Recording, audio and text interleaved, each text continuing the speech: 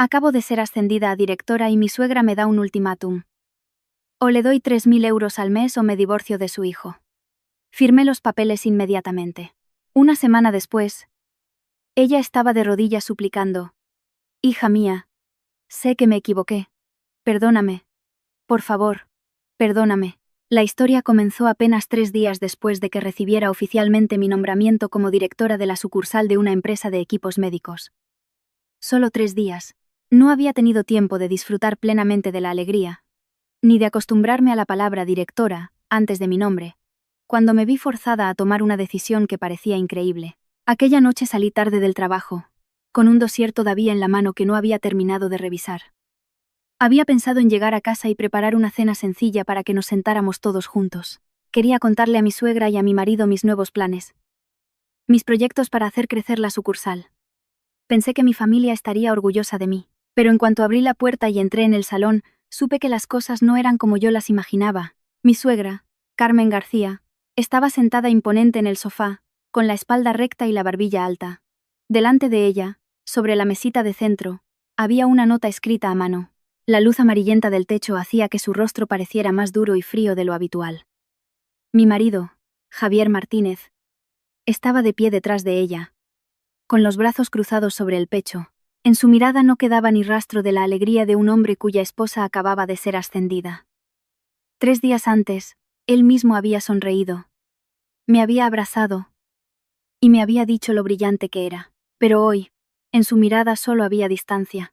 Antes de que pudiera quitarme los zapatos, mi suegra habló, con una voz aguda que no contenía ni una pizca de cordialidad. ¿Ya has vuelto? Ven, siéntate. Tengo que hablar contigo. Dejé el bolso y me acerqué lentamente. El ambiente en la habitación era tan denso que podía oír el tic-tac del reloj en la pared. Carmen empujó el papel hacia mí. Lee esto. Lo cogí. La letra era descuidada, pero el contenido era muy claro. A partir del mes que viene debía transferirle 3.000 euros mensuales. La última línea estaba subrayada en negrita. Si no estás de acuerdo. El divorcio. Levanté la vista hacia ella. Me miró directamente a los ojos, sin vacilar. Luego, dijo, remarcando cada palabra. A partir del mes que viene, me das 3.000 euros al mes. O eso, o te divorcias de mi hijo. ¿3.000 euros? Me quedé helada. No porque la cantidad fuera desorbitada, sino por la forma en que lo dijo. Por cómo me miraba como si yo fuera un cajero automático recién actualizado. Aún no había gastado ni un céntimo de mi bonificación, ni me había comprado un vestido nuevo para celebrarlo, y ya se me estaba imponiendo una obligación de pago. Carmen continuó, con la voz cada vez más alta. Ahora que eres directora, tienes que saber cuál es tu sitio. Esta familia te ha mantenido durante años. Te ha dado un techo y comida. Es hora de que devuelvas el favor. La palabra favor la dijo con una ligereza que pesaba como una losa sobre mi pecho. Durante 6 años como nuera, había contribuido a los gastos de la casa con regularidad. Me había encargado de las medicinas. Había asumido gran parte de las facturas, y ahora me lo recordaba como si yo fuera una simple arrimada. Me volví hacia Javier. Esperaba que dijera algo, aunque fuera una sola frase para defenderme. Pero él se limitó a responder con una voz gélida. Elige. El dinero, o tu familia. Esas palabras fueron como una puñalada. ¿Qué es una familia? Un lugar donde uno busca refugio cuando está cansado, o un lugar donde se establecen condiciones y transacciones. Me encontraba en medio de aquel salón familiar, donde había vivido durante 6 años, y de repente me sentí como una extraña. Escuché el silencio sepulcral de la habitación. Oí los latidos de mi propio corazón.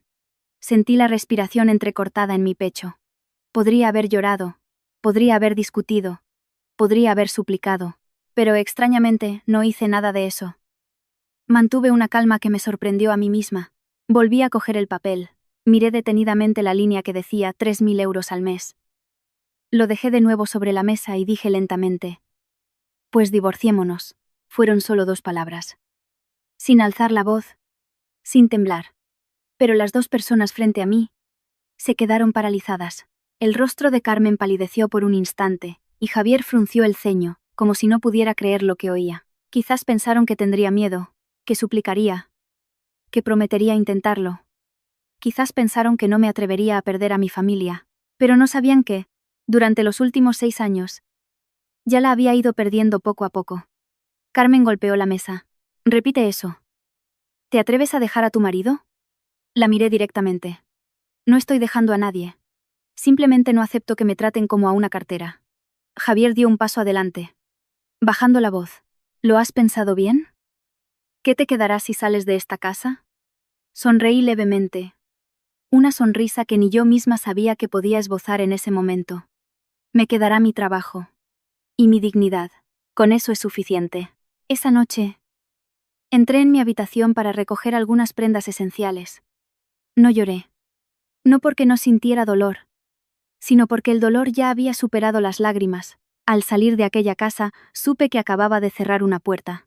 Pero no imaginaba que, solo una semana después, la misma mujer que me había dado ese ultimátum, estaría en la puerta de mi nuevo apartamento, arrodillada y sollozando. Hija mía, sé que me equivoqué, perdóname, pero esa es una historia para una semana después. Aquella noche, solo supe que, por primera vez en 6 años de matrimonio, me había elegido a mí misma. Y después de esa noche, cuando todo estaba todavía en carne viva, como una herida a la que alguien le hubiera echado sal, me quedé mirando el techo, incapaz de pegar ojo. Hay cosas que, si se cuentan, la gente de fuera diría, ¿por qué no lo dejaste antes? Pero, ¿saben ustedes? Cuando una mujer entra en el matrimonio, hay cosas que la retienen que no son debilidad, sino un sentido del compromiso y el afecto, por la esperanza, por ese pensamiento tan humano de que, al final, todo irá bien.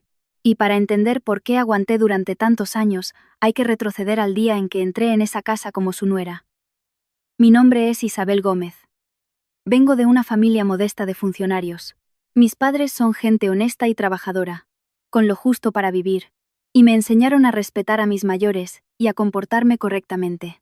Conocí a Javier Martínez a través de unos conocidos. En aquel momento Javier no era el tipo de hombre de palabras floridas. Era tranquilo, hablaba poco, parecía maduro y sabía escuchar. Su madre, Carmen García, la primera vez que la vi, me examinó de arriba abajo, me hizo algunas preguntas sobre mi familia y mi trabajo, y asintió. No sonreía mucho, pero tampoco fue desagradable. Cuando se lo conté a mi madre, ella me dijo: es normal que las suegras sean difíciles. Mientras tú seas buena con ella, todo irá bien. Sus palabras me tranquilizaron. Mi boda fue sencilla, sin grandes alardes, pero con toda la formalidad necesaria. Recuerdo el primer día después de la boda, cuando llegué con mis maletas al chalet de 3 plantas de la familia de mi marido. La casa estaba a nombre de Carmen. Era espaciosa, con muchas habitaciones, y por fuera parecía un hogar respetable. Pero una vez dentro, descubrí que una casa grande no siempre significa que sus habitantes tengan un gran corazón. Ese día, Carmen me hizo un recorrido, señalando las habitaciones con una voz monótona, como si leyera un inventario. Cuando nos detuvimos frente a nuestro dormitorio, se paró. Me miró fijamente y dijo algo que en ese momento tomé como un consejo normal. No necesito que seas rica, solo que sepas cuál es tu sitio. Asentí dócilmente. Incluso me alegré, porque pensé que solo quería una nuera respetuosa, trabajadora y que viviera en armonía. En ese entonces, entendí. Saber cuál es tu sitio, a la manera de una chica de buena familia. Levantarse temprano, cocinar, limpiar, saludar a los mayores, ayudar sin que te lo pidan, y nunca replicar. Así que, los primeros días, me esforcé al máximo. Me levantaba antes que nadie para preparar el desayuno. Limpiaba la casa, y luego me iba a trabajar. Por la tarde, volvía directa a la cocina.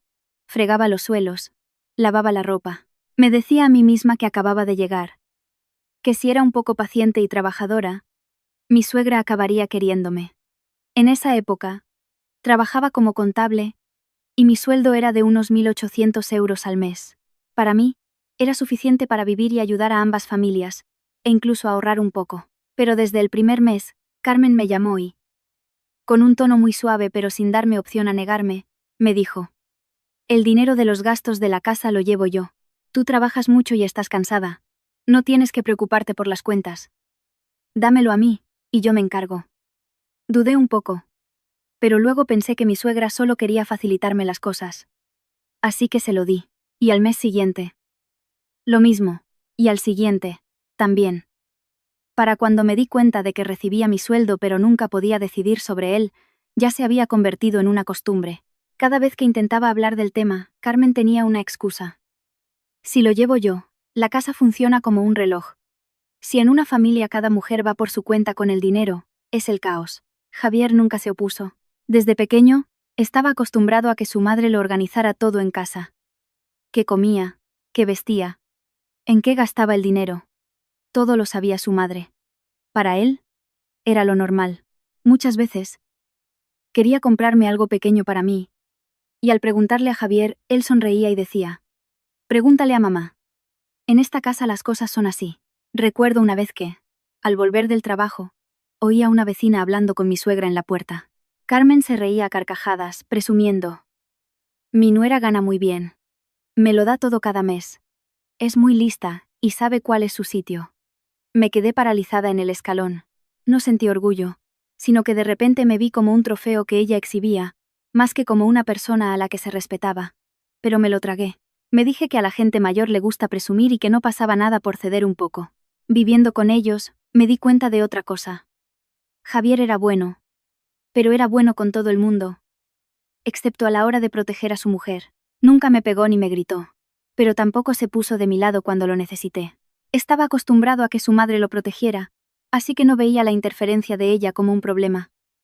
Pero eso era lo que más me dolía. Siempre pensé que si un matrimonio se quería, los problemas con las familias políticas se solucionarían. Pero cuando el hombre de tu vida no considera grave lo que estás sufriendo, por mucho que te esfuerces, te sientes completamente sola. Una vez, después de una pequeña discusión en casa, reuní todo mi valor y le dije a Javier: ¿y si nos vamos a vivir solos? No quiero molestar a tu madre, y también me gustaría que tuviéramos nuestro propio espacio. Lo dije con mucha suavidad, como una propuesta amable. Pero Javier lo descartó de inmediato, sin pensarlo. Con una casa tan grande, ¿a dónde vamos a ir a gastar dinero? Aquí mamá se encarga de todo. ¿Qué más quieres? Lo miré, con el corazón encogido. No sabía cómo explicarle que lo que yo necesitaba no era comodidad, sino libertad, privacidad, la sensación de ser dueña de mi propia vida. Y así, volví a consolarme a mí misma. Me dije que todas las familias tienen roces, que todas las suegras son difíciles, que una mujer casada debe ser paciente. Me convencí de que si yo era buena, las cosas se suavizarían. No me di cuenta de que esa misma paciencia se convertiría en la excusa para que ellos pensaran que yo aguantaría para siempre. Aguantaría lo que fuera. Los 2 primeros años como nuera, si se puede decir que fueron tranquilos, fue solo porque me lo tragaba todo. Me acostumbré a que todo en la casa se hiciera según las reglas de mi suegra, a que el sueldo que ganaba no podía cuestionarlo, y a la frase: déjalo estar de mi marido cada vez que quería aclarar algo. Pero la vida tiene una extraña cualidad. Cuando cedes constantemente, la gente asume que esa es tu naturaleza. Y cuando creen que estás dispuesta a ceder, empiezan a probar hasta dónde llega tu límite. En mi tercer año, me subieron el sueldo. No fue un ascenso meteórico. Simplemente fue el resultado de mi buen trabajo, mi esfuerzo y mi disposición a aceptar tareas difíciles. Así que mi jefe propuso un aumento. Me alegré, pensando de forma sencilla que con un poco más de dinero aliviaría la carga y podría ahorrar para cualquier imprevisto de salud de mis padres. Aún no había disfrutado de la noticia cuando me di cuenta de que lo primero que cambió no fue mi vida, sino la mirada de mi suegra. Carmen empezó a hacerme preguntas que sonaban a preocupación, pero cada palabra parecía un anzuelo. Una noche, durante la cena, dejó su cuenco. Me miró de reojo y dijo como si nada: he oído que te han subido el sueldo, ¿no? Sí, respondí. Ella esbozó una media sonrisa. Con el sueldo más alto, seguro que ahora le mandas mucho a tus padres, ¿verdad? Lo dijo en voz baja. Pero sentí un escalofrío. Intenté mantener un tono normal. No, mamá. Sigo contribuyendo a la casa como siempre. No dijo nada más. Pero su silencio me hizo sentir como si hubiera hecho algo malo. A partir de entonces empecé a pensar de otra manera. Seguí dando el dinero para los gastos de la casa con regularidad, como siempre, pero empecé a guardar una pequeña cantidad en secreto como ahorros personales. No para ocultarlo ni por egoísmo, sino para tener un salvavidas para mí y para mis padres. Había visto a personas mayores enfermar, y una sola hospitalización podía poner a toda la familia patas arriba. No quería que, llegado el momento, tuviera que pedir permiso a nadie para ayudar. Pero, como suele pasar en la vida, hay cosas que, aunque no las digas, la gente encuentra la manera de saberlas. Un fin de semana por la tarde, pasé por casa de mis padres. Hacía un calor sofocante y el agua corriente en su barrio a veces salía con poca presión, e incluso turbia. Me daba pena por ellos. Así que usé mis ahorros para comprarles un purificador de agua. No era un regalo extravagante, solo algo práctico. Mi padre, al ver la caja, se sintió un poco incómodo. «Te has gastado mucho dinero, hija». Mi madre sonrió amablemente y dijo: «Con tu buena intención ya somos felices». Me sentí aliviada, como si hubiera hecho lo correcto, pero no imaginaba que lo que para mí era correcto, a los ojos de mi suegra, era un error. Ese día volví tarde a casa. Al entrar, vi que en el salón había parientes de mi marido. Mi suegra no me preguntó nada, solo me miró y, con un gesto de la barbilla, dijo: «Isabel, ven aquí. Quiero preguntarte algo». Me acerqué y, antes de que pudiera sentarme, habló en voz alta, como si quisiera que toda la familia lo oyera. «¿De dónde sacaste el dinero para comprarle un purificador de agua a tus padres?». Me quedé helada. Nunca se lo había contado a nadie. Tartamudeé. «De mis ahorros». Carmen golpeó la mesa con la mano. «¿Qué ahorros? El dinero de esta familia se usa para mantener a la tuya». Sus palabras fueron como una bofetada. Me quedé paralizada, con la cara ardiendo. Los parientes se miraron entre sí. Algunos guardaron silencio. Otros sonrieron con incomodidad. Nadie me defendió. La vergüenza que sentí en ese momento no fue un estruendo, sino un calor sordo que quemaba al tacto. Me volví hacia Javier. Realmente esperaba que dijera algo, por pequeño que fuera, como: «Mamá, déjalo. ¿Qué hay de malo en que le compre algo a sus padres?». Pero no, Javier se quedó sentado en silencio, desviando la mirada, como si la conversación no tuviera nada que ver con él. Su silencio dolió más que un insulto.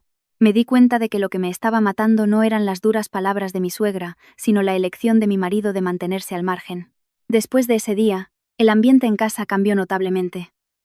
Mi suegra ya no me confrontaba directamente todos los días, pero pasó a un tipo de escrutinio más sutil. Si me compraba una blusa nueva para el trabajo, inmediatamente preguntaba cuánto había costado.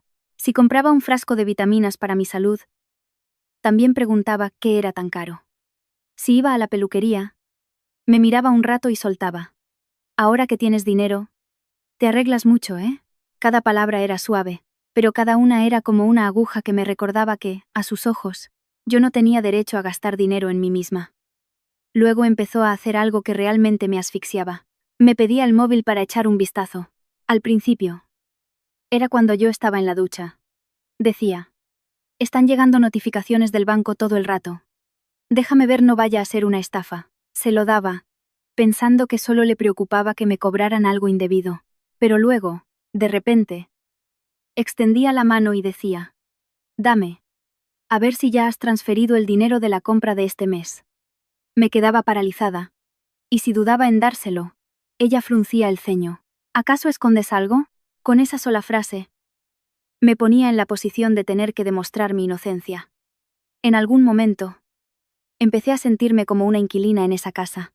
Trabajaba, traía dinero a casa, y luego todo era inspeccionado y examinado. Ya no me sentía como una nuera, y mucho menos como parte de la familia. Me sentía como una fuente de ingresos etiquetada como bajo gestión. Pero incluso así, intenté aguantar. Me decía a mí misma que quizás mi suegra solo era precavida, que temía que yo derrochara el dinero. Todavía albergaba la ingenua esperanza de que, si ascendía en mi trabajo, y tenía más voz, me respetarían más. Creía eso porque no quería pensar de otra manera. No quería enfrentarme a la verdad de que algunas personas nunca te respetarán, por mucho que te esfuerces. Y esa misma creencia fue mi error desde el principio.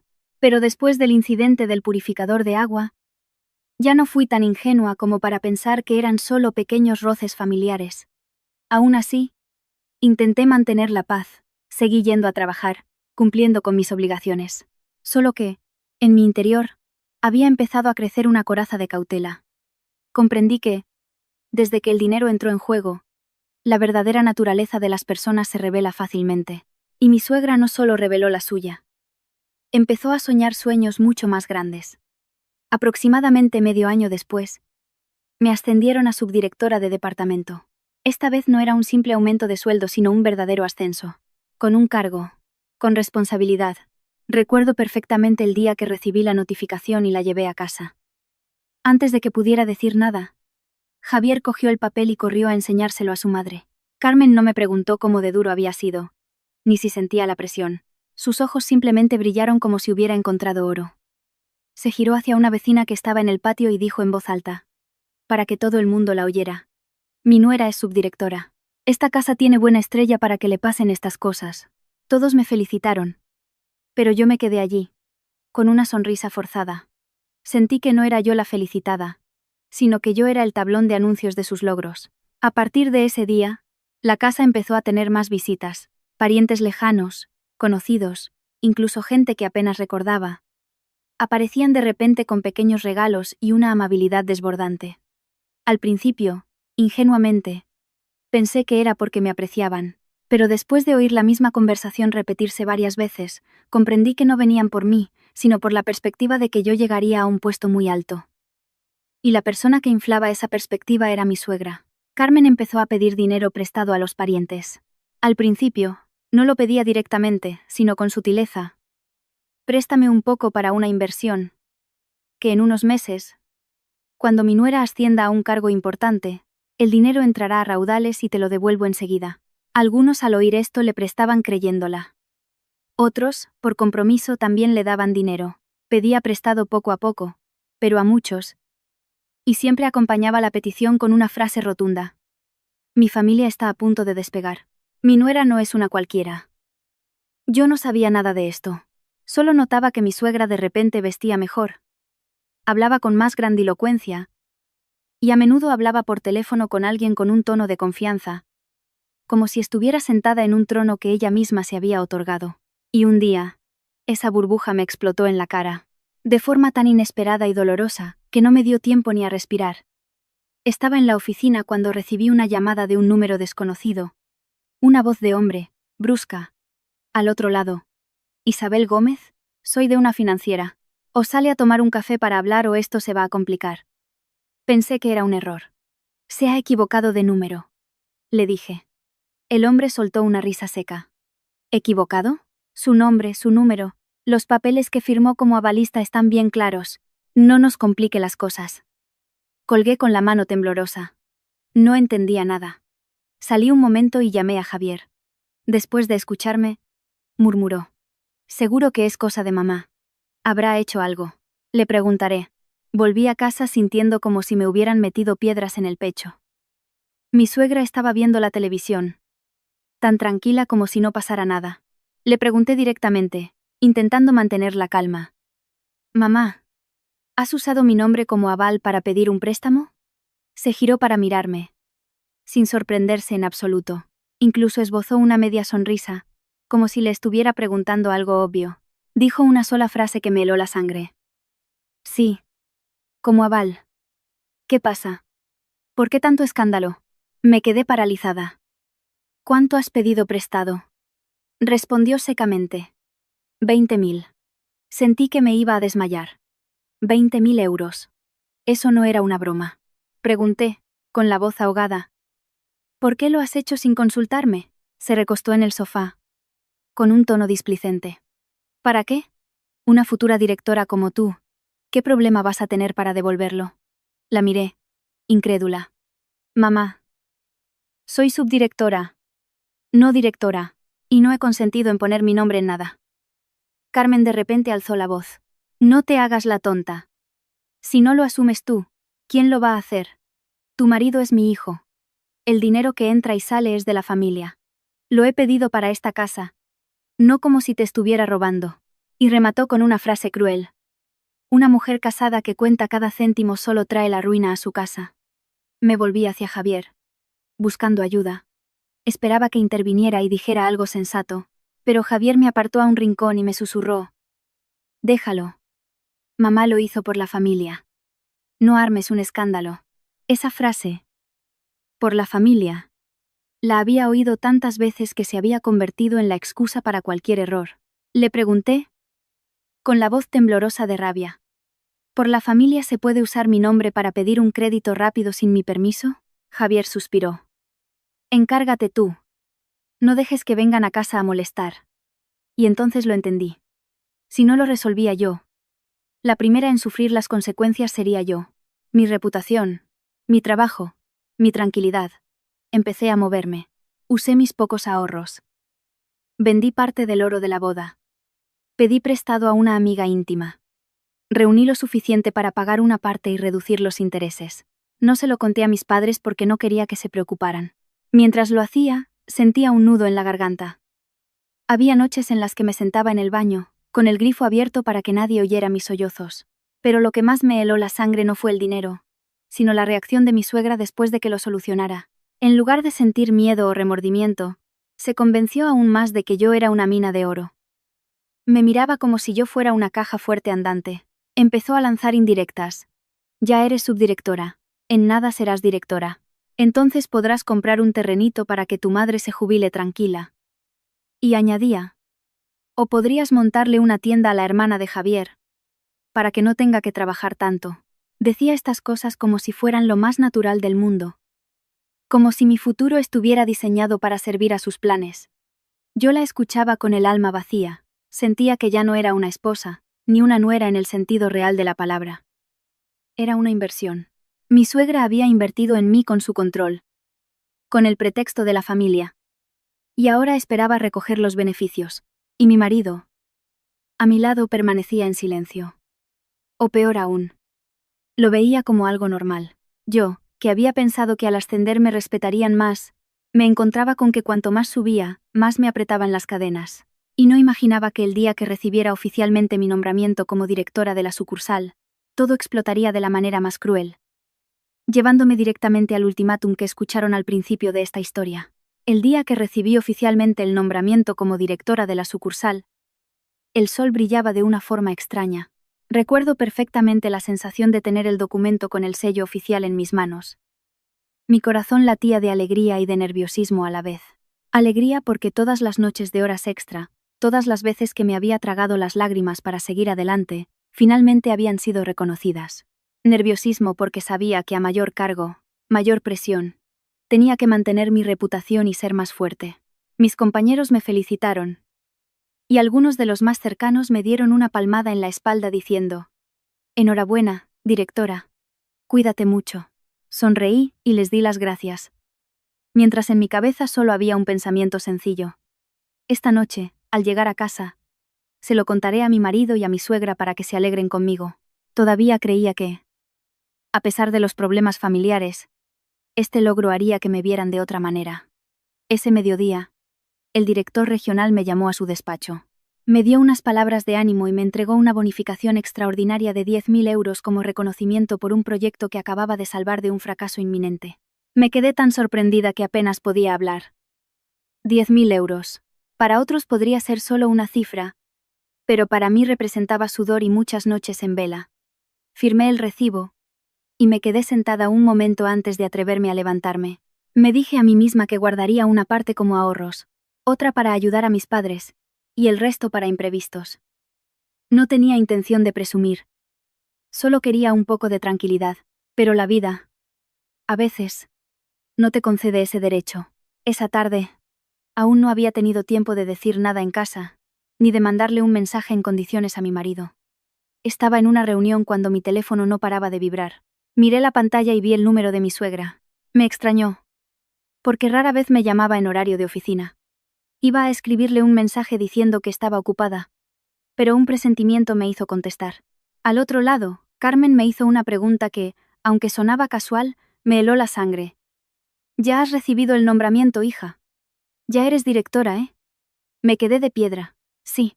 ¿Cómo lo sabes, mamá?» Ella soltó una risita. «Lo sé porque lo sé. Esta noche ven a casa a cenar. He preparado algo especial». Y colgó. Sostuve el teléfono con una sensación de pesadez. No entendía cómo se había enterado tan rápido. Yo no había publicado nada. No se lo había dicho a nadie. Aún no había tenido tiempo ni de asimilarlo. Esa noche llegué a casa antes de lo habitual. Al entrar, me llegó un delicioso aroma a comida. La mesa estaba puesta de una forma diferente, con platos especiales, guisos y una sopa caliente.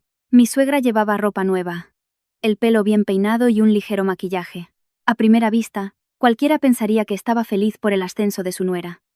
Pero yo vi en su mirada algo que no era alegría. Era cálculo.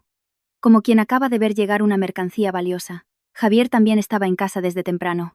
Estaba sentado a la mesa, con el teléfono delante, y de vez en cuando me lanzaba una mirada antes de volver a bajar la vista. No parecía alguien que quisiera felicitar a su mujer. Intenté tranquilizarme, pensando que quizás estaba cansado o que aún no se había hecho a la idea. Traté de sonar alegre. Vaya. Hoy cenamos de lujo. Mi suegra sonrió. Claro. Has ascendido a directora. Hay que celebrarlo. Sonaba cálido, pero su tono no lo era. La cena transcurrió con una alegría forzada.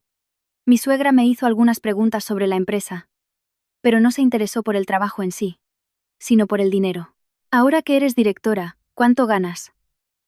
¿Hay bonificaciones? Una empresa tan grande seguro que tiene muchos beneficios. Respondí vagamente que era suficiente, sin querer dar detalles. Javier permaneció en silencio. Solo cuando mi suegra soltó de pasada que, con un puesto de directora el dinero entra a espuertas, él asintió con un murmullo de conformidad. Cuando terminé de cenar, me levanté para recoger los platos como siempre, pero mi suegra me detuvo. Isabel. Siéntate. Tenemos que hablar. Esa frase. Tenemos que hablar. Me resultaba muy familiar. Solía preceder a algo de lo que no podía escapar. Me senté, con las manos aún oliendo a lavavajillas y el corazón en un puño. Carmen apoyó las manos sobre la mesa y me miró fijamente. Ahora que eres directora, tienes la responsabilidad de mantener a toda la familia. Me quedé helada. Mantener a toda la familia. ¿Qué significaba eso? Antes de que pudiera preguntar, continuó, de forma concisa, como si lo hubiera ensayado. Cada mes, me transferirás 3.000 euros. Yo lo gestionaré todo, la comida, las facturas, las obligaciones sociales, e incluso un poco de capital para que la hermana de Javier monte un negocio. Si tienes un gran puesto, tienes que cuidar de tu madre. Creí haber oído mal. Sonreí con nerviosismo. Mamá, ¿has dicho 3.000 euros al mes? Ella asintió.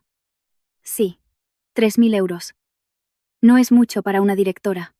Tragué saliva, con la mente en blanco. 3.000 euros al mes era casi el sueldo entero de mucha gente, y ella lo decía como si estuviera hablando del dinero para la compra. Intenté mantener la calma y le hice una sola pregunta. ¿Y si no estoy de acuerdo? Mi suegra, sin pensarlo un segundo, respondió con una frialdad glacial. Pues firmas los papeles del divorcio. En esta casa no hay sitio para egoístas. La palabra egoísta me la lanzó a la cara como una piedra. ¿Egoísta yo? Había trabajado, contribuido económicamente, aguantado, e incluso asumido la deuda que ella había contraído por su cuenta, y ahora resultaba que era una egoísta. Solo por no querer convertirme en su cajero automático personal. Me volví hacia Javier, esperando que interviniera. Pero él no solo no lo hizo, sino que cogió un papel que tenía al lado de la mesa y lo puso delante de mí. Era la demanda de divorcio. Y lo que más me heló la sangre fue que la casilla de la firma de mi marido ya estaba cumplimentada. La tinta era clara, el trazo firme, como si lo hubiera preparado de antemano, esperando a que yo pusiera mi firma. Mi corazón ya no dolía. Estaba helado, el frío de quien se da cuenta de que ha sido objeto de un cálculo desde hace mucho tiempo. Lo entendí todo al instante. Esta cena de celebración no era para felicitarme. Era una trampa envuelta en azúcar. Sabían lo de la bonificación. Sabían lo del puesto. Y lo habían preparado todo para arrinconarme. La exigencia de los 3.000 euros era solo una excusa para convertirme en su fuente de ingresos legal. Si aceptaba, me exprimirían hasta dejarme seca. Si no aceptaba, ya tenían preparada la forma de echarme a la calle con la etiqueta de egoísta, humillándome y al mismo tiempo, manteniendo su imagen de suegra abandonada por una nuera desagradecida. Miré la demanda de divorcio durante un largo rato. Mi suegra se cruzó de brazos, con una expresión de triunfo. Javier me miraba como esperando mi rendición. Podría haber discutido. Podría haber echado en cara todo lo que había hecho. Pero de repente sentí que hablar con ellos en ese momento era como hablarle a una pared. Puse la mano sobre el bolígrafo. Y en ese instante, lo vi todo con una claridad asombrosa. Si firmaba, perdía un matrimonio que llevaba mucho tiempo vacío por dentro. Pero si no firmaba, Perdería mi vida entera. En una casa donde me veían como una fuente de ingresos. Cogí el bolígrafo y firmé. Sin temblar. Sin dudar. Firmé como quien corta una cuerda que le ha estado asfixiando durante 6 años. Mi suegra se quedó algo desconcertada. Quizás esperaba que llorara, que suplicara, que prometiera transferir el dinero. Javier también frunció el ceño, como si no pudiera creer que hubiera firmado tan rápido. Pero yo simplemente dejé el bolígrafo. Empujé el papel hacia ellos y dije en voz baja: ya está. Y en ese momento, supe que acababa de salir de una trampa que me habían tendido hacía mucho tiempo. Una trampa tejida con el pretexto de la familia, con el silencio de mi marido y con la codicia de mi suegra. Pero también supe que no me dejarían ir en paz.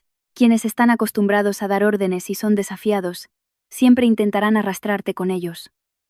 Y así fue. Desde la noche en que firmé la demanda, todo comenzó a derivar en una dirección mucho más aterradora de lo que jamás había imaginado. Después de la noche en que firmé la demanda de divorcio, todo sucedió tan rápido que sentí como si, tras salir de una habitación asfixiante, me hubieran empujado directamente a una tormenta. Pero no les di la oportunidad de alargar la situación, ni a mí misma la de ablandarme. A la mañana siguiente, le envié a Javier un mensaje corto y directo. Organiza lo del juzgado pronto. No quiero alargar esto. Javier respondió con la misma frialdad, como si el divorcio fuera un trámite programado desde hacía tiempo. De acuerdo. Cuanto antes, mejor. Leí el mensaje y ya no sentí dolor, solo una certeza muy clara. Si me demoraba un día más, me apretarían las tuercas un poco más. El día de la cita en el juzgado, fui sola. No porque no tuviera a nadie, sino porque no quería preocupar a mis padres. No quería que 2 personas mayores tuvieran que ver a su hija en un lugar así, escuchando cómo se aireaban los trapos sucios de su familia. Llegué temprano y me senté en un banco largo fuera de la sala de mediación, observando a la gente entrar y salir.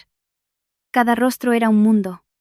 Algunos lloraban, otros discutían, otros se miraban como enemigos.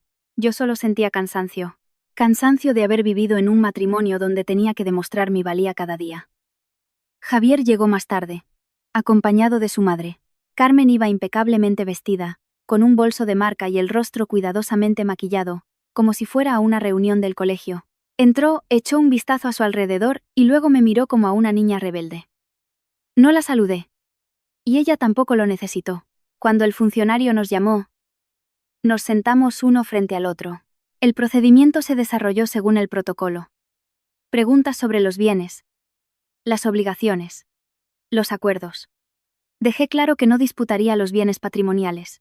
Las propiedades de la casa estaban a nombre de Carmen o de Javier, y no iba a luchar por ellas. Solo pedí recuperar mis efectos personales, mis documentos y poner fin a la relación según la ley. El funcionario me miró con cierta sorpresa. Normalmente, la gente va al juzgado a pelear. Y yo parecía estar firmando la cancelación de un contrato del que llevaba mucho tiempo harta. Carmen, al oír que no iba a disputar nada, mostró una expresión de triunfo inmediato. Se giró hacia el funcionario con una voz melosa pero llena de falsa moralidad. Ya ve, se lo dije, una mujer inteligente sabe cuándo retirarse en lugar de aferrarse. Me alegro de que mi nuera sea sensata. La escuché y no pude evitar una sonrisa amarga. Hablaba como si fuera magnánima, como si yo fuera la que se aferraba y necesitaba su perdón. Pero cualquiera que hubiera estado allí sentado habría sentido la misma incomodidad que yo. Javier, sentado al lado de su madre, no me miró. Solo dijo una frase que me dejó claro lo que temía. Ya has firmado, así que no te eches atrás. No quiero escándalos. Levanté la vista y lo miré directamente a los ojos. En 6 años de convivencia, era una de las pocas veces que lo veía como a un completo extraño. No le pregunté si se daba cuenta de su crueldad, ni le recriminé nada. Solo le dije una frase muy corta. No habrá escándalos. Solo empezaré a vivir. Dicho esto, firmé los papeles restantes. Me levanté, hice una reverencia de despedida al funcionario y salí directamente. Al salir del juzgado, me quedé de pie bajo el sol, pero sentía frío. No por el clima, sino por una sensación de vacío. La gente dice que el divorcio es una liberación. Y es cierto. Lo es. Pero la liberación no siempre viene acompañada de alegría. A veces, es simplemente el reconocimiento de que has hecho todo lo posible y, aún así, No has podido salvar un hogar que estaba podrido por dentro. Cogí un taxi de vuelta. Mientras miraba los coches pasar se me escaparon unas lágrimas. Me las sequé rápidamente, no por vergüenza, sino porque no quería que el conductor me viera. Solo quería estar tranquila. Me mudé a un apartamento de alquiler esa misma semana. Era pequeño, con muebles sencillos, una cama, un armario y una mesita para comer. Entré con la maleta, me senté en el suelo y solté un largo suspiro. Pensé que me sentiría aliviada. Pero lo que más sentí fue un profundo vacío. Durante 6 años, había vivido como si me estuvieran drenando la energía. Al salir, me sentí desnuda, como un árbol arrancado de la tierra que conocía, pero al menos aquí no tenía que cuidarme de la mirada de nadie, ni escuchar a nadie preguntar cuánto me había costado algo, ni pedir permiso para nada. Pensé que si me mantenía en silencio y me centraba en mi trabajo, el tiempo calmaría las cosas, pero la vida no me dio ni un respiro. El primer día de vuelta al trabajo después del divorcio, acababa de sentarme en mi escritorio cuando recibí un correo electrónico interno. El asunto era escueto y el contenido breve. Se me comunicaba mi traslado temporal al puesto de asesora de dirección, en lugar de mantener el cargo de directora de sucursal que se me había asignado. Lo leí una y otra vez, pensando que había entendido mal. Hacía solo 3 días, tenía el nombramiento de directora en mis manos, y ahora, después de un divorcio, me relegaban a un puesto que sonaba importante, pero que en realidad me apartaba de cualquier poder ejecutivo. Me levanté y fui directamente a Recursos Humanos. Le pregunté al responsable, con la mayor calma que pude reunir. ¿Puedo saber el motivo de este traslado? La persona de RR. HH. Me miró con lástima y respondió con evasivas. Isabel. Compréndelo. Hemos recibido ciertas informaciones relacionadas con tu ética familiar, y la dirección quiere estabilizar la situación temporalmente. Al oír eso, el corazón me dio un vuelco. ¿Qué informaciones? ¿Quién las había enviado? ¿Qué ética? ¿Qué familia? Insistí. Pero solo me dijeron vagamente que no podían dar más detalles, que cuando hubiera una conclusión, la empresa me lo comunicaría. Volví a mi escritorio con las manos heladas. Lo entendí de inmediato. Esto ya no era un asunto familiar. Era un ataque directo a mi carrera. Y lo más aterrador es que atacaba el punto más vulnerable de alguien que acaba de ascender. La reputación. Me senté como si alguien me estuviera estrangulando. Intenté trabajar. Pero las palabras se me emborronaban. Me preguntaba quién podría haber actuado tan rápido. ¿Quién podría haber enviado esas informaciones justo después del divorcio? ¿Y por qué sabían exactamente dónde golpear para hacerme daño? Esa tarde, mi teléfono no paró de vibrar. Un número desconocido. No contesté. Luego llegó un mensaje. ¿Es usted Isabel Gómez? Necesitamos que verifique un préstamo a su nombre. Lo leí y sentí un sudor frío recorrer mi espalda. ¿Qué préstamo? Yo no había pedido nada. Devolví la llamada. Pero el número estaba ocupado. Empecé a sentir una profunda inquietud. Como si alguien estuviera tirando de la alfombra bajo mis pies. Esa noche, en casa, abrí la aplicación del banco. Fui a la sección de notificaciones y a mi historial de crédito. El corazón se me cayó a los pies. En la pantalla apareció un contrato de crédito pendiente. Por una suma considerable. En estado de espera de verificación. Hice clic en los detalles y mis ojos se detuvieron en una línea pequeña, pero suficiente para destrozar mi calma. Teléfono de contacto secundario. Y allí estaba el número de Javier.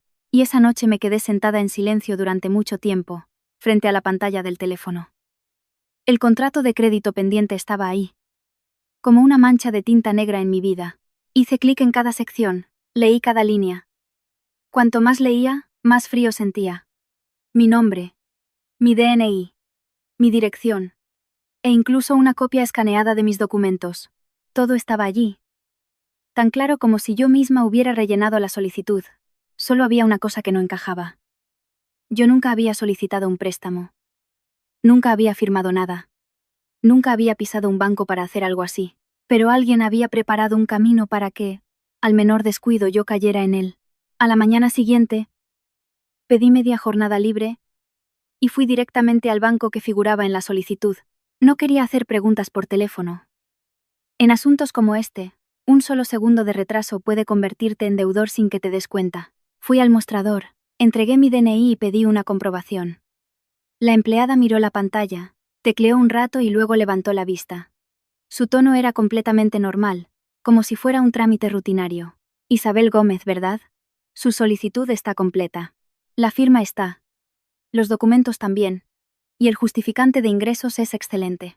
Solo falta que venga a firmar en persona el día del desembolso. Al oír, la firma está. Sentí un escalofrío en la espalda. Pedí ver los papeles. Me entregaron una copia impresa. Miré la firma y sentí como si alguien me estrujara el corazón. Se parecía a mi firma de una manera aterradora. La inclinación. El trazo. Mi costumbre de escribir rápido. Era casi idéntica. Si yo fuera un extraño, también creería que era mi firma. Pregunté, con la voz cada vez más firme. ¿Quién presentó esta solicitud? ¿Quién es la persona de contacto? La empleada señaló la sección de información adicional. Aquí consta este número de teléfono como contacto secundario. Además, alguien les ayudó a rellenar el formulario en línea. Miré el número de teléfono. Era el de Javier. Sentí que me ardía el cuerpo, pero no de vergüenza, sino de rabia y miedo. Miedo porque entendí que no lo hacían por diversión. Lo hacían para convertirme en una deudora legal y, a partir de ahí, obligarme a ceder. Intenté mantener la calma y dije claramente que yo no había hecho esa solicitud, que sospechaba que era una falsificación. La empleada se mostró un poco desconcertada, pero mantuvo una actitud profesional. Si usted lo afirma, puede presentar una reclamación. Nosotros detendremos temporalmente el desembolso y lo pasaremos al departamento de verificación. Asentí. Firmé el acta de paralización y salí del banco con las manos todavía temblorosas. Mientras caminaba, solo un pensamiento rondaba mi cabeza. Si lo habían preparado con tanto esmero, seguro que tenían preparadas muchas otras cosas. Al salir del banco respiré hondo y llamé a Javier. Contestó al instante, con un tono aún más despreocupado que el de la empleada del banco. ¿Qué pasa? ¿Qué pasa? Dije, con los dientes apretados. ¿Qué has hecho con una solicitud de préstamo a mi nombre? Javier soltó una risa seca, un sonido resbaladizo como el aceite. Eres directora. No deberías tener miedo de unos cuantos préstamos. Quizás hasta te venga bien para invertir en algo. Lo escuché y quise reírme por lo descarado que era. Le pregunté directamente. ¿Falsificaste mi firma? Javier guardó silencio por un segundo y luego respondió con un tono que helaba la sangre. Denúnciame si quieres. Pero recuerda que tu expediente en la empresa ahora mismo tiene problemas. Con esa sola frase. Lo entendí todo. No era solo una trampa financiera. Era una trampa contra mi honor. Sabían que acababa de ascender. Sabían que lo que más temía era perder mi reputación. Perder el puesto por el que había aguantado tantos años. Y usaron precisamente eso para presionarme. Colgué con los dedos helados. No lloré. Solo sentí una cosa que crecía dentro de mí con una claridad meridiana. Ya no me veían como su exnuera o exmujer. Me veían como un objetivo al que había que exprimir a toda costa. Esa noche, tal como esperaba, mi suegra me hizo una videollamada. Pero no era una llamada privada. Tenía el altavoz puesto y miraba directamente a la cámara, como si estuviera en un juicio público. Detrás de ella oía el murmullo de gente, el sonido de platos y cubiertos. Habló con una voz dulzona, pero cada frase era una trampa. Hija mía, ya que nos hemos divorciado no seas rencorosa, ya soy mayor. Solo te pido 3,000 euros al mes para mi tratamiento médico. Eres directora. No dejes que la gente se ría de tu madre. Hablaba y suspiraba, como si fuera la víctima abandonada por su nuera. Alguien detrás incluso añadió. Así es. Hay que ser agradecido en la vida. La escuché y sentí un nudo en la garganta. No porque temiera las críticas de los parientes, sino porque veía claramente que estaban montando un teatro. Un teatro de suegra enferma para convertirme en una desagradecida y a partir de ahí presionarme desde dos frentes. La opinión pública y la empresa. No discutí a través de la pantalla. Solo dije una cosa. ¿De qué está enferma, mamá? ¿Tiene informes médicos? Estoy dispuesta a llevarla al médico.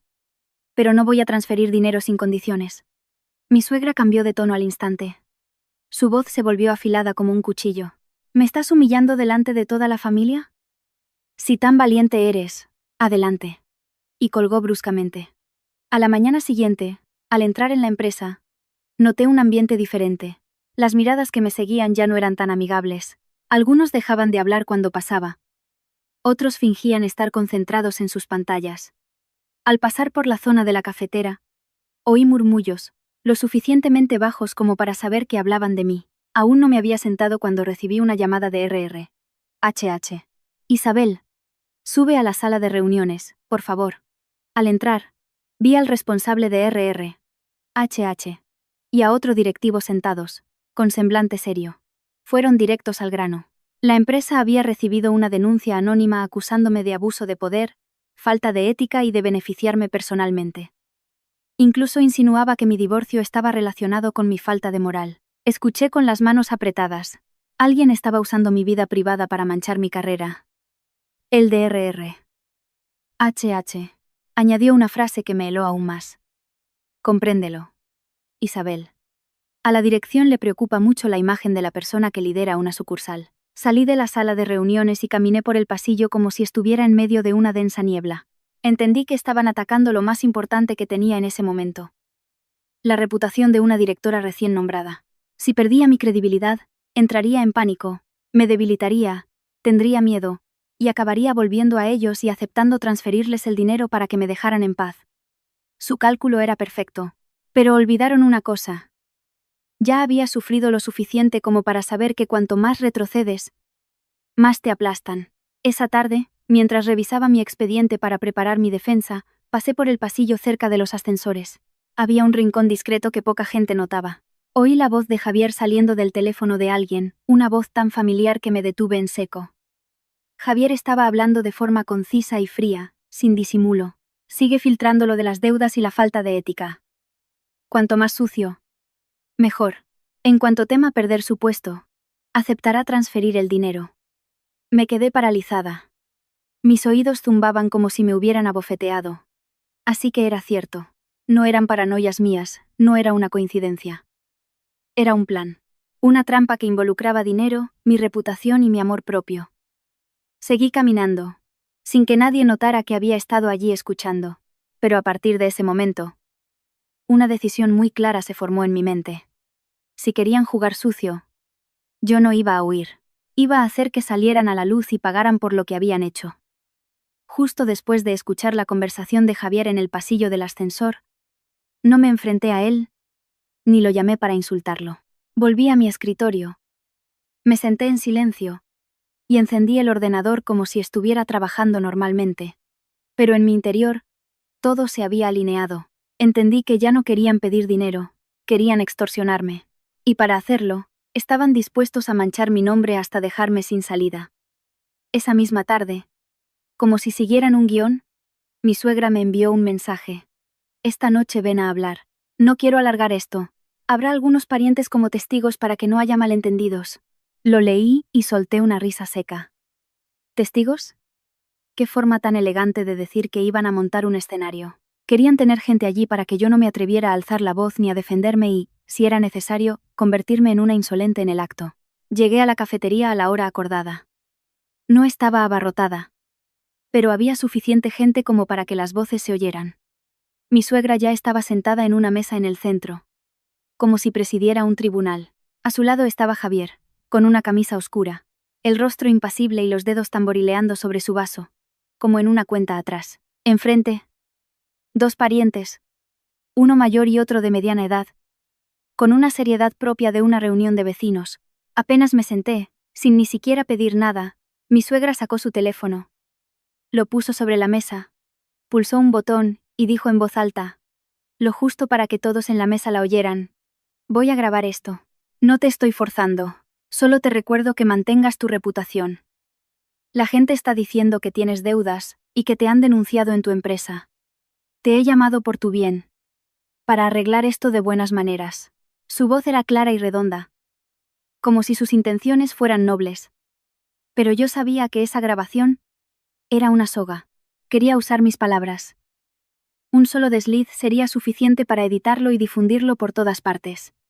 Javier, a su lado, no se opuso. Esbozó una media sonrisa y dijo su primera frase, con tono de sentencia. Transfiere los 3.000 euros al mes, o perderás tu puesto. Lo perderás todo. Miré directamente a Javier. 6 años atrás, me casé con él pensando que era un hombre bueno. Resulta que era bueno con cualquiera, excepto con su mujer. Fui directa al grano, sin rodeos, porque sabía que cualquier vacilación me haría caer en su trampa. ¿Quieren dinero o quieren verme hundida? Mi suegra respondió al instante, como si lo tuviera preparado. Dinero. Para compensar la juventud de mi hijo que has malgastado. Creías que con un divorcio te librabas de todo. ¿Cómo puedes ser una mujer tan fría y desagradecida? Al oír la juventud de mi hijo, quise volver a reír. Dije, de forma clara, estamos divorciados. Y aún así me exiges una pensión como si fuera tu esposa. Es surrealista. Uno de los parientes frunció el ceño y, fingiendo aconsejarme, dijo: Vamos, Isabel. Ya eres mayorcita. Habla con más suavidad. Son cosas de familia. Se arreglan en casa. Los miré, y vi claramente que no estaban allí para mediar.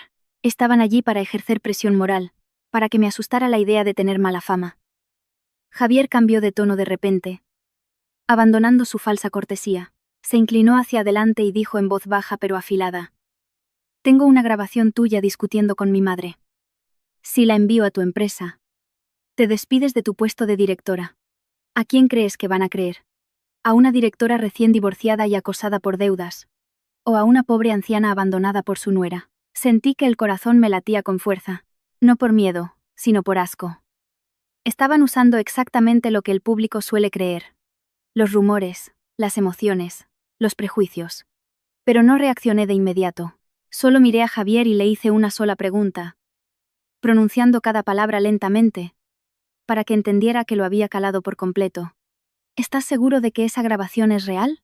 ¿O está tan editada como la firma de la solicitud del préstamo? Los ojos de Javier parpadearon rápidamente. Solo fue un instante. Pero capté un segundo de auténtica vacilación.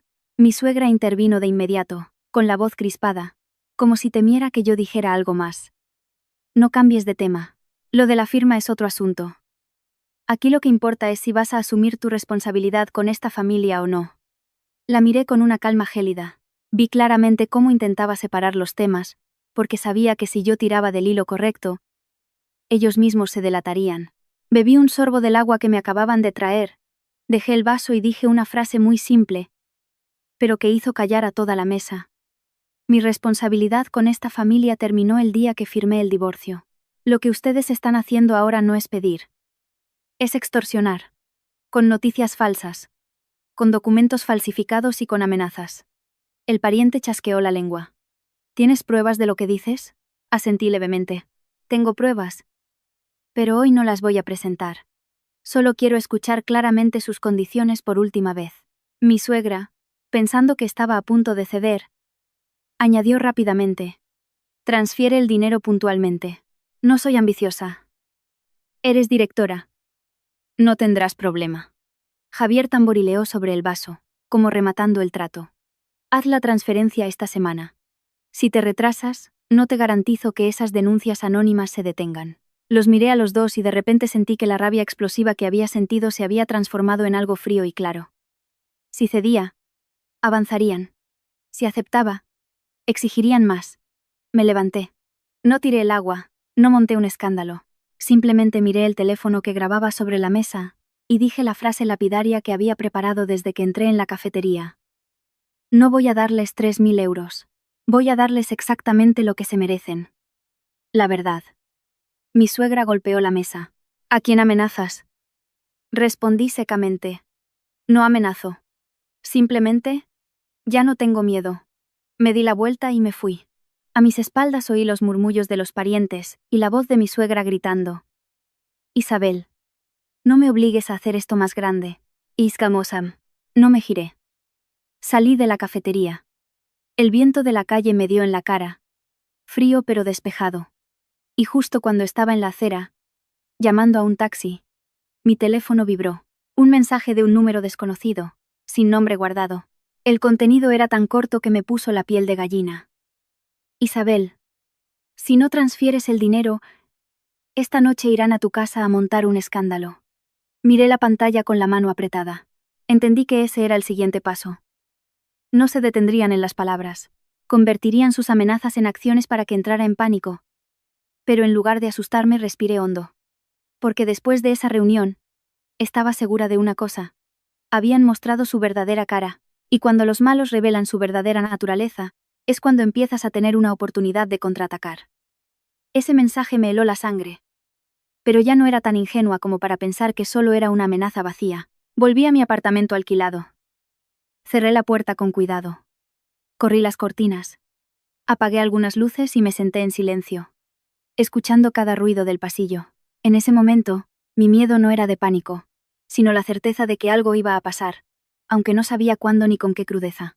Revisé la cámara del pasillo del edificio y el grupo de chat de los vecinos, pensando que si algo ocurría, al menos tendría pruebas. Cerca de las 9 de la noche, el ascensor sonó y luego se oyeron pasos pesados. No era una persona, eran varias. El siguiente sonido fue un golpeteo violento en una puerta cercana, acompañado de insultos y una voz grave que gritaba: «Sal y paga lo que debes». Contuve la respiración, apretando el teléfono instintivamente. Un segundo después, los pasos se detuvieron justo delante de mi puerta. La puerta tembló bajo los golpes, como si fuera a ceder en cualquier momento. «Isabel Gómez, sal de ahí. No creas que esconderte te servirá de algo», gritó una voz ronca de hombre. Me pegué a la pared, con el corazón desbocado. Fuera había unas 5 o 6 personas, sus voces se mezclaban, unos insultaban, otros amenazaban, y otros hablaban a gritos para que todo el rellano los oyera. Oí claramente a alguien decir: «Si debes dinero, paga. No te hagas la directora para luego no dar la cara». Otro incluso se rió a carcajadas. Una directora escondida en casa como una rata. No abrí la puerta. Sabía que si lo hacía, me sacarían a la fuerza. Me grabarían de cerca. Y montarían una escena de cobro de deudas en directo para humillarme y asustarme. Retrocedí y llamé a seguridad del edificio, intentando mantener la voz firme. «Hola. Hay un grupo de personas causando problemas frente a mi puerta». El vigilante respondió: «Señora, cierre bien la puerta y quédese dentro». Subo inmediatamente. Aún no había colgado cuando en el pasillo se oyó la voz de una mujer. «Por favor, no hagan ruido. Aquí hay niños». Luego, el sonido de una puerta abriéndose y la voz de un vecino preguntando qué pasaba. Uno de los hombres respondió, a propósito en voz alta: «Esta tía debe dinero y se esconde. Hemos venido a cobrar lo nuestro, nada más». Esa sola frase era suficiente. Suficiente para que mañana todo el rellano, todo el edificio y todo el grupo de chat de vecinos supiera que a alguien le estaban reclamando una deuda. No necesitaban la verdad. Solo necesitaban colgarme la etiqueta de deudora, para destrozar la mitad de mi reputación. El vigilante llegó. Se oyeron sus pasos rápidos y luego un grito. «¿Qué están haciendo aquí? Esto es una comunidad de vecinos. Bajen al vestíbulo ahora mismo». El grupo se negó. Siguieron gritando: «Estamos reclamando una deuda legalmente. Llamen a la policía si quieren. Hay cámaras por todas partes. No tenemos miedo». Me quedé dentro, con la espalda helada. Entendí de inmediato por qué mencionaban las cámaras. Querían que las propias cámaras grabaran la escena. Querían que el vídeo se difundiera como la pólvora. Uno de ellos incluso sacó su teléfono y empezó a grabar, diciendo: «Miren todos.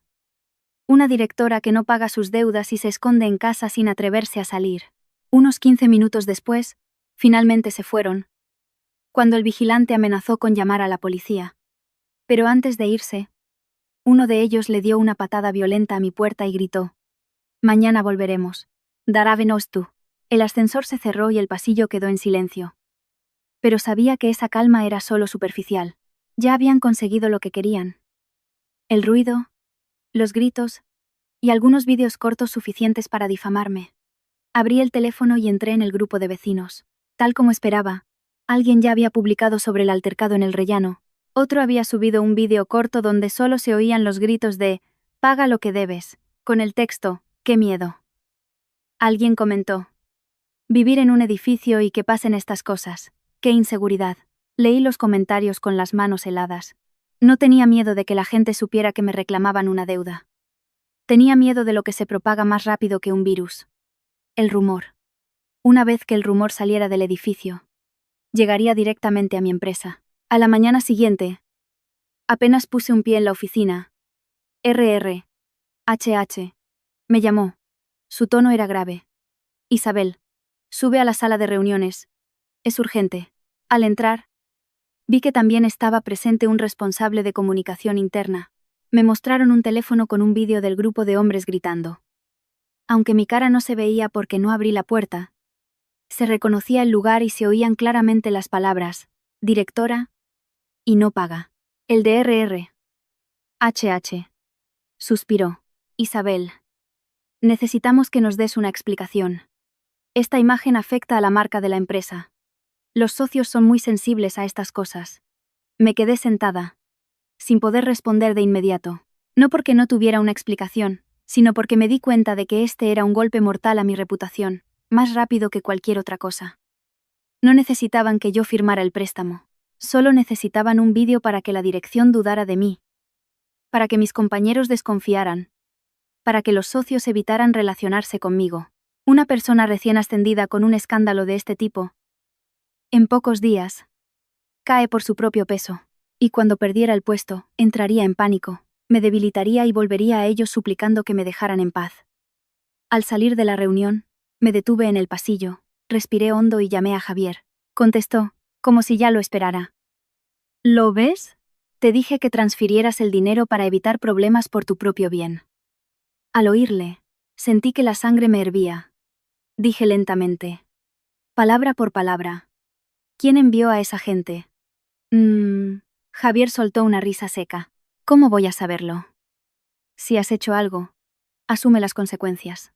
Alguien a quien le debas dinero habrá ido a buscarte. Colgué, sin discutir más. Discutir en ese momento solo me agotaría. Volví al banco y pedí revisar de nuevo toda la documentación del préstamo que había paralizado. Esta vez, solicité ver los bienes presentados como garantía, porque quería saber en qué se basaban para aprobar la solicitud. La empleada abrió el expediente y me señaló la sección de activos relacionados, y allí vi algo que me encogió el corazón. Un contrato de compraventa de un apartamento a mi nombre. El contrato especificaba claramente que yo era la compradora, con mi firma y la fecha de la transacción, que coincidía con el período en que todavía vivía con la familia de mi marido. Me quedé petrificada. Yo nunca había comprado ningún apartamento. Nunca había firmado un contrato así. Eso significaba que habían creado documentos falsos para demostrar que yo poseía una propiedad, lo que hacía que mi perfil crediticio fuera excelente, y luego habían montado la escena del cobro de deudas para que entrara en pánico y transfiriera el dinero. De repente, recordé cómo mi suegra había insistido en guardar mis documentos, cómo revisaba mis mensajes del banco, cómo inspeccionaba mi teléfono. Recordé la rapidez con la que se había enterado de mi bonificación.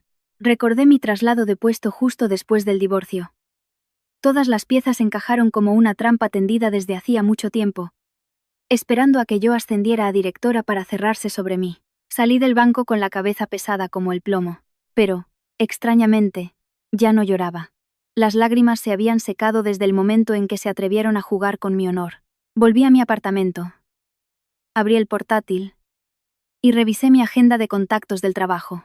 Busqué a la única persona que creía que podría ayudarme a resolver esto de la manera correcta, rápida y segura.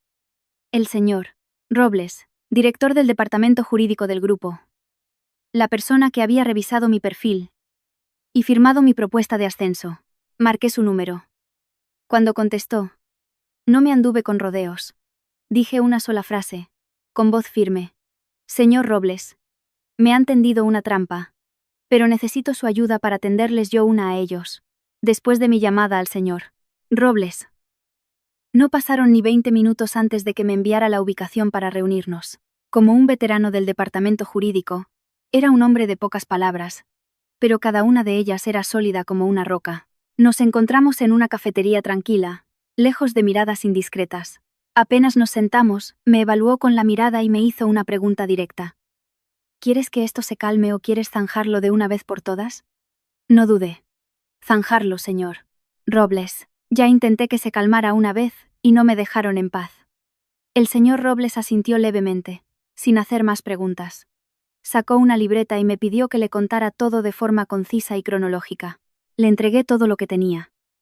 El historial de llamadas del número desconocido, los mensajes anónimos de amenaza, el vídeo de los cobradores en la puerta de mi apartamento, el acta de paralización del desembolso del banco, las capturas de pantalla de la solicitud de préstamo con el número de Javier como contacto secundario, e incluso el correo interno sobre mi traslado al puesto de asesora por informaciones sobre ética familiar. No me detuve en mis sentimientos. Solo presenté las pruebas. El señor Robles examinó cada documento. Su expresión se ensombrecía por momentos. Dijo en voz baja, pero con una calma que imponía: esto ya no es un conflicto familiar. Esto es extorsión y falsificación de documentos de forma organizada.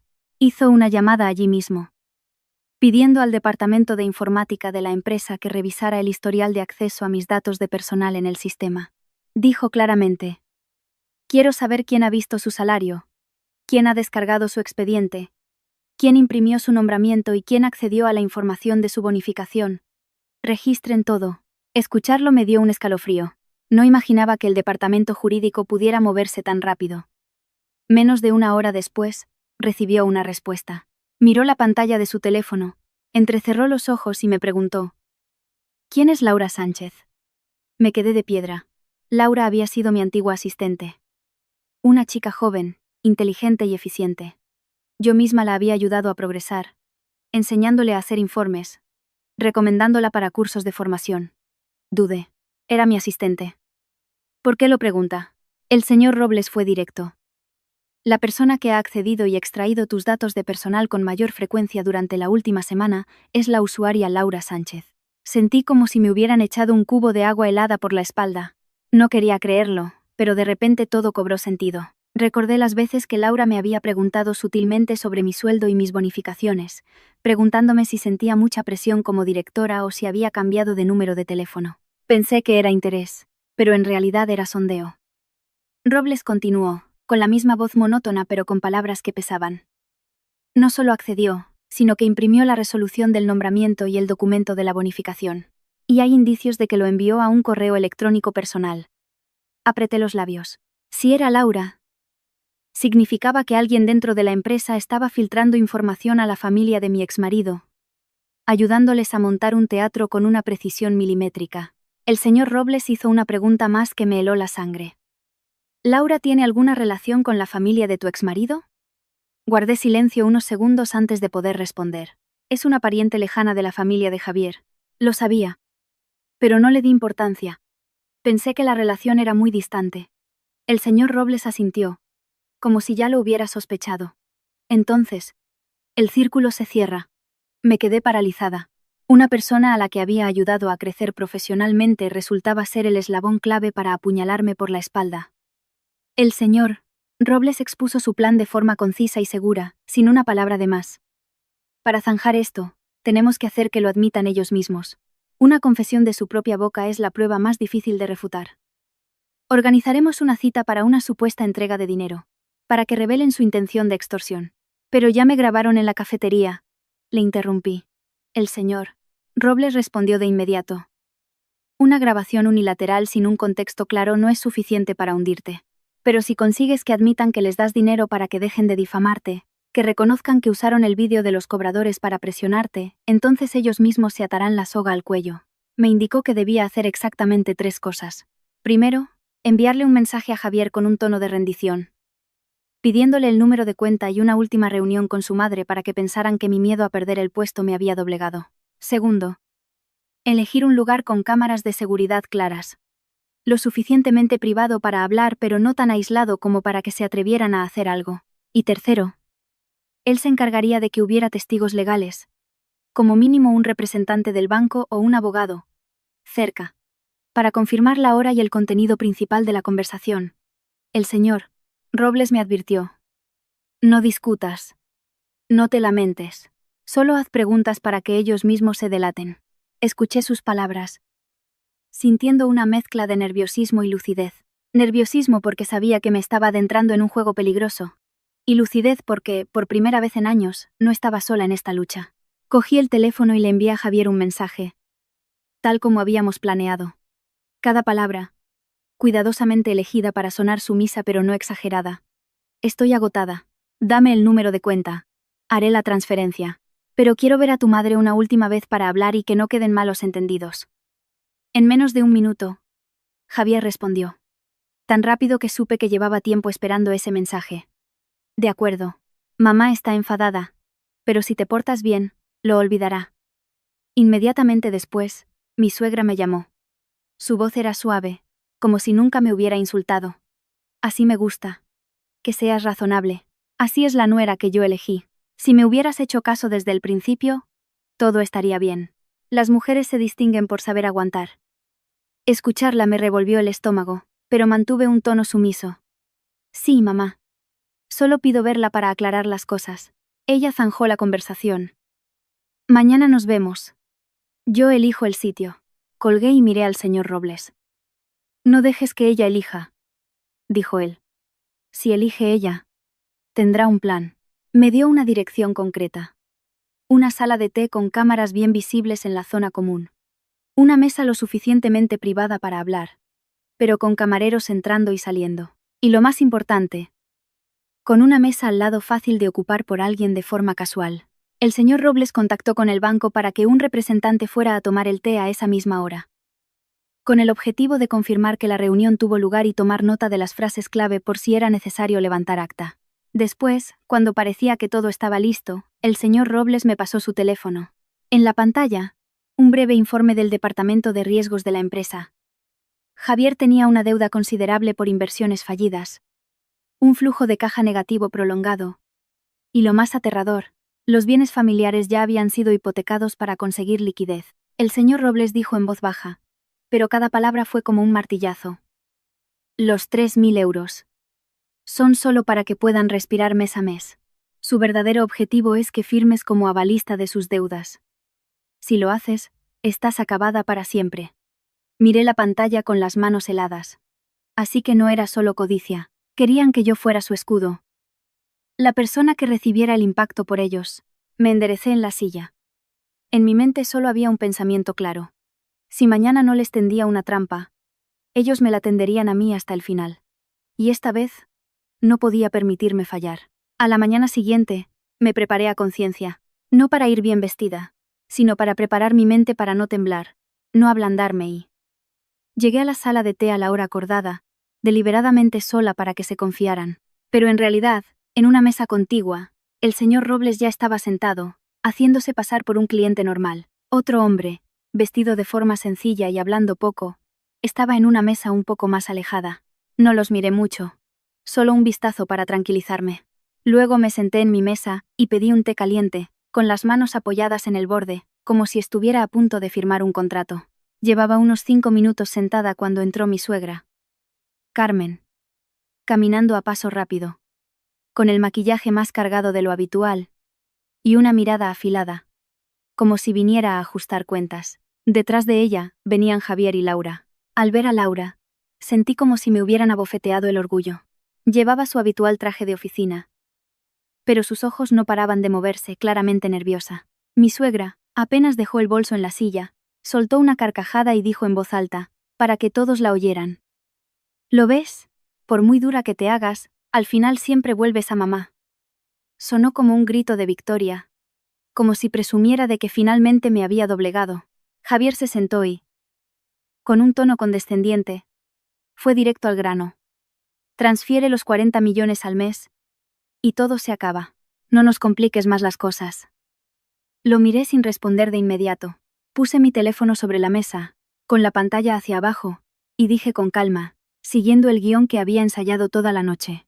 Haré la transferencia. Pero quiero que mamá me repita las condiciones una vez más, para que quede claro y nadie pueda decir que me lo inventé. Mi suegra levantó la barbilla, como si me concediera un favor. 3.000 euros al mes. Directamente a mi cuenta.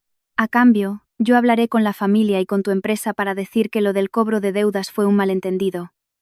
Y no volverás a oír hablar de esas tonterías. Asentí, fingiendo que estaba sopesando la oferta. Y luego lancé la pregunta que el señor Robles me había insistido en que sacara a la luz. ¿Y si no hago la transferencia? Javier respondió al instante, tan rápido que supe que estaba acostumbrado a este tipo de amenazas. Entonces el vídeo del cobro de deudas se hará más largo. ¿Entiendes lo que quiero decir? Mi suegra añadió, con voz sibilante. Si quieres conservar tu puesto, pórtate bien. No dejes que la gente se ría de una directora con fama de morosa. No discutí. Simplemente miré a mi suegra a los ojos y le hice la siguiente pregunta, como si fuera casual, pero en realidad era un anzuelo. Dices que fue un malentendido. ¿Eso significa que reconoces que lo del cobro de deudas lo organizaron ustedes para presionarme? Mi suegra vaciló un instante y luego espetó. No tergiverses mis palabras. Solo digo que lo arreglaré para que todo se calme. Javier intervino. Molesto. Transfiere el dinero y ya está. No hagas tantas preguntas. Fingí un suspiro. Y dirigiéndome a Javier, le hice una pregunta que hizo que Laura se sobresaltara visiblemente. Entonces, la solicitud de préstamo a mi nombre la hiciste tú, ¿verdad? Laura parpadeó repetidamente, apretando el borde de su bolso como si temiera que se le cayera algo. Javier soltó una risa seca, intentando parecer arrogante. No me eches la culpa a mí. Si firmaste no es tu problema. Si firmé, asentí, como si lo hubiera entendido. Y añadí una frase para que se delataran. Ah, o sea que tenías la solicitud preparada. Solo esperabas a que yo firmara para convertirme en deudora. Y si no firmaba, usarías el vídeo para manchar mi nombre hasta que firmara o pagara. Mi suegra golpeó la mesa. ¿Qué estás insinuando? Nosotros no te hemos obligado a nada. Tú has elegido. En ese momento, encendí mi teléfono. No para llamar a nadie, sino para reproducir una breve grabación. La voz de la grabación se oyó claramente. No era muy larga, pero lo suficiente como para helar la sangre. Sigue filtrando noticias sucias. Cuanto más sucias, mejor. Ella tiene miedo de perder su puesto, y acabará pagando. Era la voz de Laura. Su voz era tan característica, que no había lugar a dudas. Vi cómo el rostro de Laura se volvía pálido al instante. Sus labios temblaban y miraba a Javier en busca de ayuda. Mi suegra también palideció y en un acto reflejo se abalanzó para quitarme el teléfono. Pero yo ya lo había previsto. Retiré el teléfono y, con voz firme pero no alta, dije: la cámara de la sala lo está grabando todo.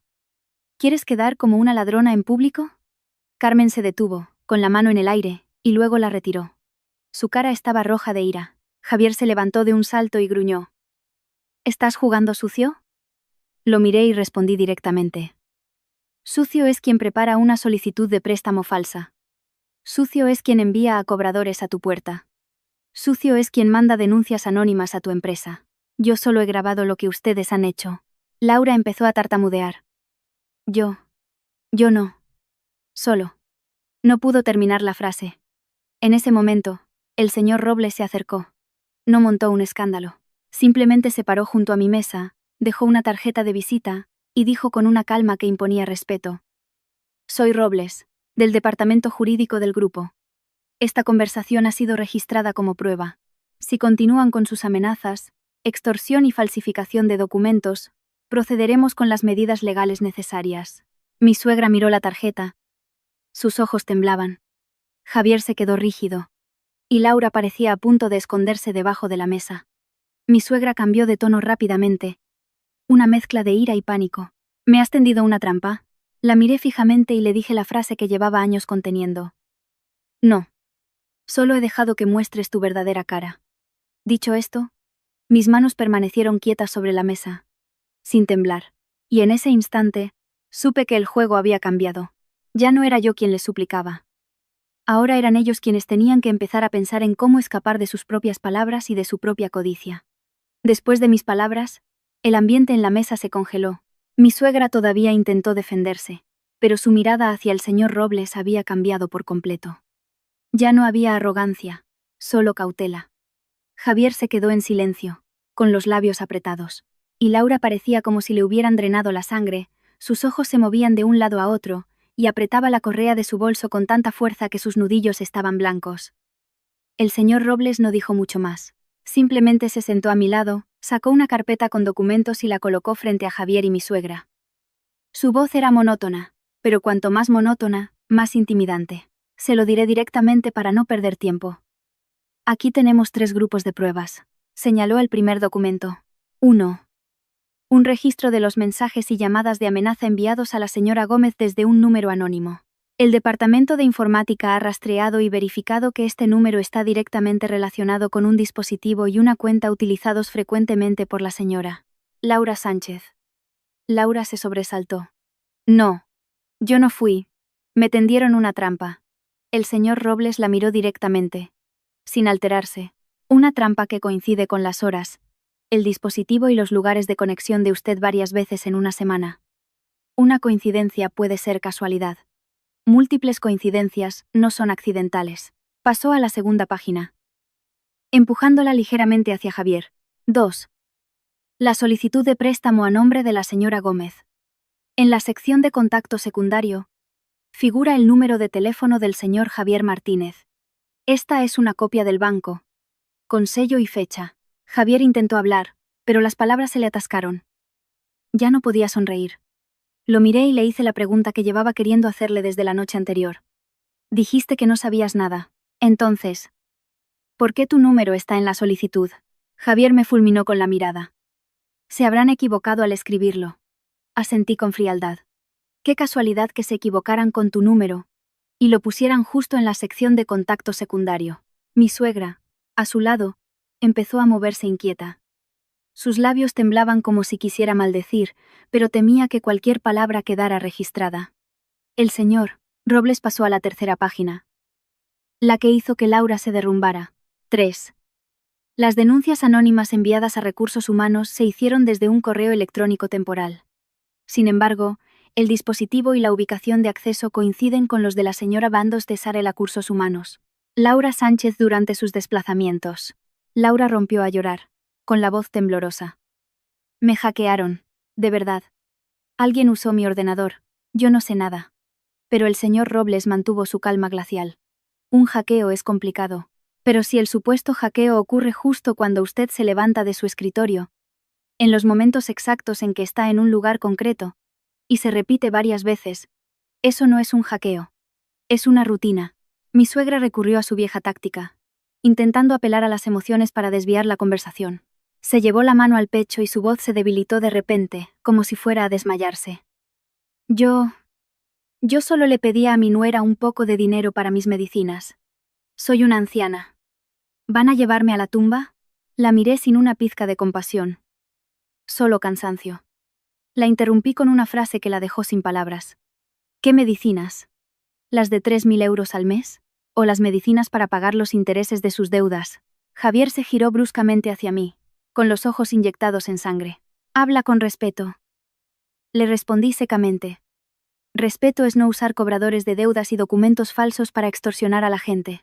En ese momento, el hombre que estaba sentado en la mesa de al lado se levantó. Se acercó y, con una voz suave pero firme, dijo: Con su permiso. Soy del banco. Me han invitado para confirmar cierta información. Mi suegra abrió los ojos como platos. Javier palideció. El hombre del banco continuó lentamente. La solicitud de préstamo a nombre de la señora Gómez presenta indicios de falsificación de firma y de documentos. El banco levantará acta y lo remitirá al departamento de verificación. Si se confirma que ha habido un delito de falsificación, las partes implicadas tendrán que responder ante la ley. Mi suegra empezó a temblar de verdad. Ya no podía fingir. Sus manos sobre la mesa temblaban ligeramente y sus labios se movían sin emitir sonido. Javier se levantó de un salto, intentando llevarse a su madre. Vámonos, no hay nada más que hablar, dijo rápidamente. Mi suegra miró a su alrededor, asustada y furiosa, pero se levantó para seguirle.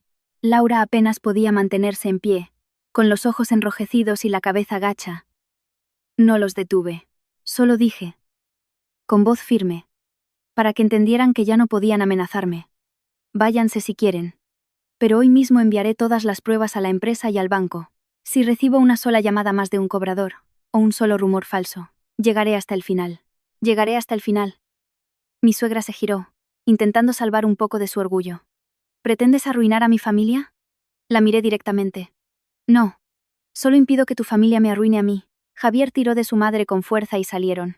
La puerta de la sala de té se cerró. Pero yo sabía que la batalla no había terminado. Solo acababa de abrirse la puerta que tenía que abrirse. La de la verdad. Esa misma tarde, tal como había previsto el señor Robles, Recursos Humanos llamó a Laura para una reunión urgente. La filtración de datos de personal ya no era un simple rumor, sino una violación grave de la política de la empresa. Mientras yo preparaba mi informe de descargo, vi cómo llevaban a Laura a la sala de reuniones. El ambiente en toda la planta se volvió tenso, la gente se miraba y susurraba, porque todos habían oído algo sobre las denuncias anónimas y la filtración de información. Un rato después, Laura salió, con los ojos rojos y las manos temblorosas. Corrió hacia mí, como un náufrago que encuentra un salvavidas. Isabel, sollozó. Lo siento, cometí un error. Ayúdame, por favor. Solo hice lo que me dijeron. La miré. El sentimiento más doloroso no era la ira, sino la decepción. Le dije lentamente, con cada palabra clara para que la entendiera. No fue un error, Laura. Fue un cálculo. Elegiste traicionarme. Y ahora tienes que asumir el precio de esa traición. El responsable de RR. HH. Salió detrás de ella y con voz seria anunció. Laura Sánchez queda suspendida de empleo y sueldo mientras se lleva a cabo la investigación interna. En cuanto terminó la frase, el pasillo pareció estallar en silencio. La gente se miraba. Sus expresiones habían cambiado por completo. Me quedé allí, con la espalda recta, sin regodearme. Solo sentí una cosa muy clara. La partida que ellos creían que me hundiría había empezado a volverse en su contra. Más rápido y con más fuerza de lo que imaginaban.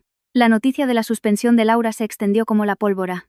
Mientras caminaba por el pasillo de vuelta a mi despacho, sentí claramente cómo el ambiente había cambiado.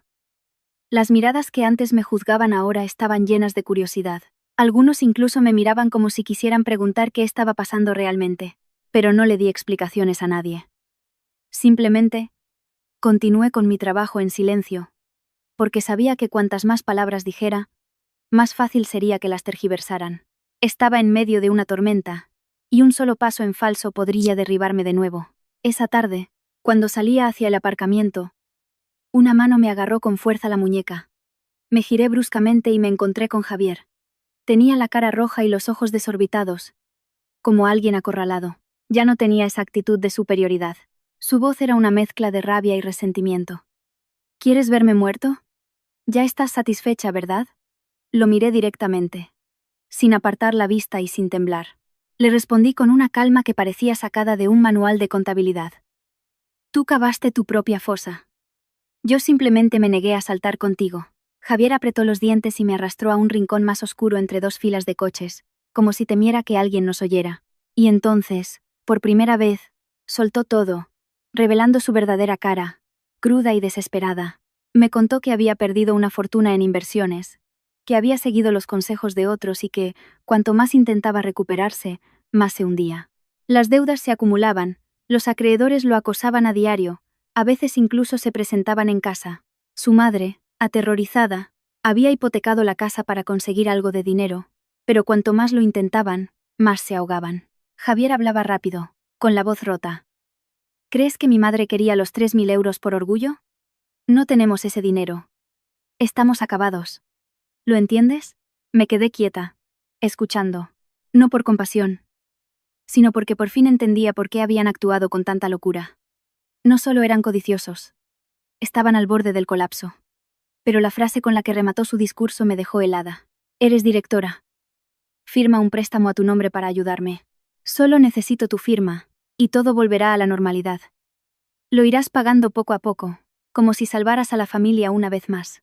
Solté una risa sin alegría. Estamos divorciados. ¿Quién eres tú para pedirme que cargue con tus deudas? Javier golpeó el capó de un coche con la mano. El sonido resonó en el aparcamiento. No te hagas la santa. Si no vas a ayudar, al menos no estorbes. ¿Sabes que si voy a la cárcel mi vida se acaba? Lo miré y le dije secamente. ¿Tienes miedo de ir a la cárcel? Entonces, ¿por qué te atreviste a falsificar mis documentos? Javier se quedó rígido. Su mirada vaciló. Comprendió que yo ya no era la mujer a la que podía asustar fácilmente. Y en ese preciso momento, como si lo hubiera planeado, apareció su madre. Pero Carmen no venía sola. La acompañaban dos parientes y se colocó deliberadamente en un lugar visible para todos. En cuanto nos vio, se llevó la mano al pecho, se tambaleó y empezó a gritar, como en una obra de teatro. Dios mío. Nos está llevando a la ruina. Qué mala es, por Dios. La gente que pasaba se detuvo. Algunos sacaron sus teléfonos para grabar. Oí susurros. ¿Qué pasa? ¿Por qué llora así? Entendí que ese era su último recurso. Arrastrarme por el fango con la opinión pública. Con una escena. Con lágrimas falsas. Carmen, al ver que la grababan, intensificó su actuación. Me señaló directamente, su voz aguda resonando en todo el aparcamiento. Tuvo una aventura, por eso nos divorciamos. Y ahora tiene miedo de que se sepa y está intentando destruir a mi familia. Está calumniando a mi hijo y humillándome delante de todo el mundo. Javier, a su lado palideció, pero se unió a la farsa, como un náufrago que se agarra a un clavo ardiendo. Así es. Nos ha pisoteado y ahora se queda mirando. Escuché sus palabras con una sonrisa amarga. Difamar mi honor.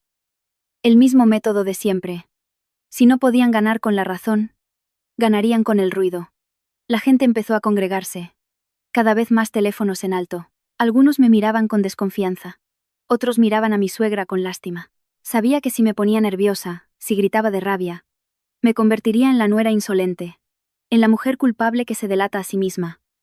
Respiré hondo, manteniendo la voz baja pero firme, sin temblar. Miré directamente a mi suegra y, delante de todos, dije una sola frase, pero una que hizo que todos se detuvieran. Usted inventa una infidelidad, pero al mismo tiempo me exige dinero para borrar un vídeo. ¿Entonces está defendiendo la moral o defendiendo una extorsión? Mi suegra se quedó paralizada, con los ojos desorbitados. No esperé a que me insultara. Saqué mi teléfono y reproduje la grabación de la sala de té. Justo el fragmento en el que ella exponía claramente sus condiciones. Transfiere los 3.000 euros al mes, y yo hablaré con la familia y con tu empresa para decir que lo del cobro de deudas fue un malentendido. Y detendré todo lo demás. No lo puse mucho tiempo, solo unos segundos. Lo suficiente para que la gente entendiera una cosa muy clara. Esto no era una petición de dinero para medicinas. Era una extorsión a cambio de detener una campaña de difamación. El murmullo de la multitud cambió de dirección. Alguien susurró. ¿Entonces es un chantaje? Otro dijo. Qué fuerte esta señora. Mi suegra, desesperada, se abalanzó para quitarme el teléfono. Pero yo retrocedí. Javier también entró en pánico. Su voz se quebró. ¿Qué estás haciendo? ¿Quieres arruinarme la vida? Lo mire. Te la has arruinado tú mismo cuando elegiste este camino. En ese momento, un hombre de mediana edad salió del otro lado del aparcamiento. Lo reconocí como un pariente de Javier que había estado en su casa varias veces, y del que había oído que mi suegra le había pedido dinero prestado. Señaló a Carmen. Furioso. Usted todavía me debe dinero, y se pone a montar este circo. Me pidió un préstamo diciendo que su nuera iba a llegar muy alto, y ahora la acusa a ella. Sus palabras fueron como otra bofetada en la cara de mi suegra. La gente que grababa se giró para enfocarla a ella. Javier se quedó petrificado, y luego se volvió hacia su madre, con los ojos inyectados en sangre. «Mamá, ¿ya es suficiente? ¿Así es como intentas salvarme?» Mi suegra se quedó en silencio por un segundo. Vi en su silencio que no era porque reconociera su error, sino porque se daba cuenta de que su plan se había desmoronado. Pero justo cuando bajó la cabeza, como si se hubiera quedado sin opciones, vi un extraño destello en sus ojos, una mezcla de rencor y malicia. Como si todavía guardara una última carta bajo la manga. Después del caos en el aparcamiento, no fui directamente a casa. Sabía que un solo vídeo editado para mostrar a una suegra anciana siendo supuestamente maltratada por su nuera me obligaría a pasar por otro agotador ciclo de explicaciones. Volví directamente a la empresa para reunirme con el señor Robles y planificar el siguiente paso. Él me miró y dijo una sola frase. Ahora se acabaron las historias. Ahora toca preparar el expediente. Asentí. Yo también estaba demasiado cansada de las discusiones verbales. Necesitaba un punto final, con procedimientos y documentos.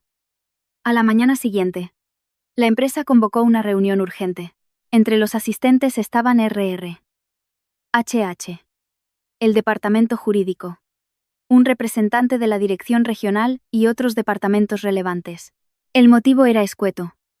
Gestión de incidente de fuga de datos internos y contenidos difamatorios que afectan a la marca. Sostuve la convocatoria con las manos algo frías. No por miedo, sino porque sabía que esta era la batalla final dentro de la empresa. Si me mantenía firme aquí, me mantendría firme en cualquier parte. Al entrar en la sala de reuniones, el ambiente era tenso como la cuerda de un violín. Todos estaban serios. Ya no era tiempo de rumores, era tiempo de buscar la verdad para proteger a la empresa. El señor Robles estaba sentado a un lado, tan tranquilo como siempre.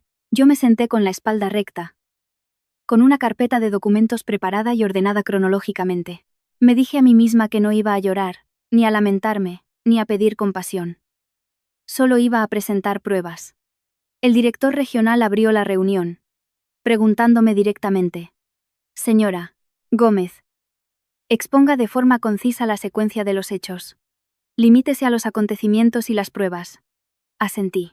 Empecé por el día de mi nombramiento, el ultimátum de los 3.000 euros, el divorcio. Y como inmediatamente después fui trasladada, aparecieron las denuncias anónimas, la solicitud de préstamo falsa, los mensajes de amenaza y el incidente de los cobradores en mi puerta. No hablé de mis sentimientos, solo de los hechos. Fechas, horas, contenidos y pruebas. Puse sobre la mesa cada documento impreso. El acta del banco. La captura de la solicitud con el número de Javier. Los mensajes de amenaza. El vídeo de los cobradores. Las denuncias anónimas y el registro de acceso a los datos internos. Cuando terminé, el señor Robles tomó la palabra, como para sellar la conclusión. Explicó claramente que Laura había accedido y extraído mis datos de personal en múltiples ocasiones, con indicios de haberlos enviado fuera de la empresa. Además, la coincidencia de dispositivos y horarios de conexión del correo anónimo demostraba que las denuncias no eran casuales. También señaló algo que dejó a toda la sala en silencio. Si este préstamo se hubiera concedido con documentos falsos, el riesgo no sería solo para la señora Gómez. La solicitud incluía un certificado de ingresos con el sello de la empresa. Si ese sello es falso o se ha utilizado de forma indebida, la reputación y la responsabilidad legal de la compañía podrían verse comprometidas. Uno de los directivos me miró y preguntó sin rodeos. Señora Gómez, ¿está usted dejándose llevar por sus asuntos personales? ¿Está utilizando a la empresa para resolver un problema familiar? Esa pregunta hizo que varios me miraran fijamente. Respiré hondo y respondí lenta y claramente. No, es cierto que mi reputación personal está siendo atacada. Pero lo que estoy haciendo es proteger la reputación de la empresa, porque están utilizando mi cargo, mi salario y datos internos para difamarme. Lo que equivale a difamar a la empresa. Si la compañía guarda silencio, mañana cualquiera podría sufrir lo mismo. El responsable de RRHH asintió. Y el encargado de seguridad de la información añadió que la fuga de datos era una violación grave que debía ser sancionada con la máxima severidad para sentar un precedente. La dirección regional deliberó durante unos minutos. Yo esperé en silencio, no buscando compasión, solo una decisión justa. Finalmente, la decisión fue clara y firme. Se me restituía en mi puesto de directora de sucursal, según el nombramiento original. Al mismo tiempo, se suspendía a Laura y se remitía su caso a la comisión disciplinaria para la sanción más alta, con la recomendación de colaborar en cualquier investigación que fuera necesaria. Al oírlo, no sentí euforia. Solo sentí como si una pesada piedra se me hubiera quitado del pecho. Al menos, la empresa había actuado con racionalidad, no basándose en rumores. Pero el verdadero giro de la reunión llegó después, cuando el departamento jurídico añadió un informe. El sello del certificado de ingresos en la solicitud de préstamo no coincidía exactamente con el modelo oficial de la empresa. Eso significaba que podría haber sido falsificado o que se había utilizado una copia escaneada antigua. Si algo así se filtraba, era extremadamente peligroso. La dirección regional ordenó inmediatamente enviar una notificación de advertencia al banco y archivar el caso, listos para colaborar con las autoridades si fuera necesario. Al oír eso, supe que Javier ya no tenía forma de endosarme sus deudas. Su trampa había sido desmantelada desde la raíz. Esa tarde, Javier me llamó. Su voz era completamente diferente. Ya no había resentimiento ni amenazas, solo temblor. Isabel, me equivoqué. Si me ayudas esta vez, te juro que cambiaré.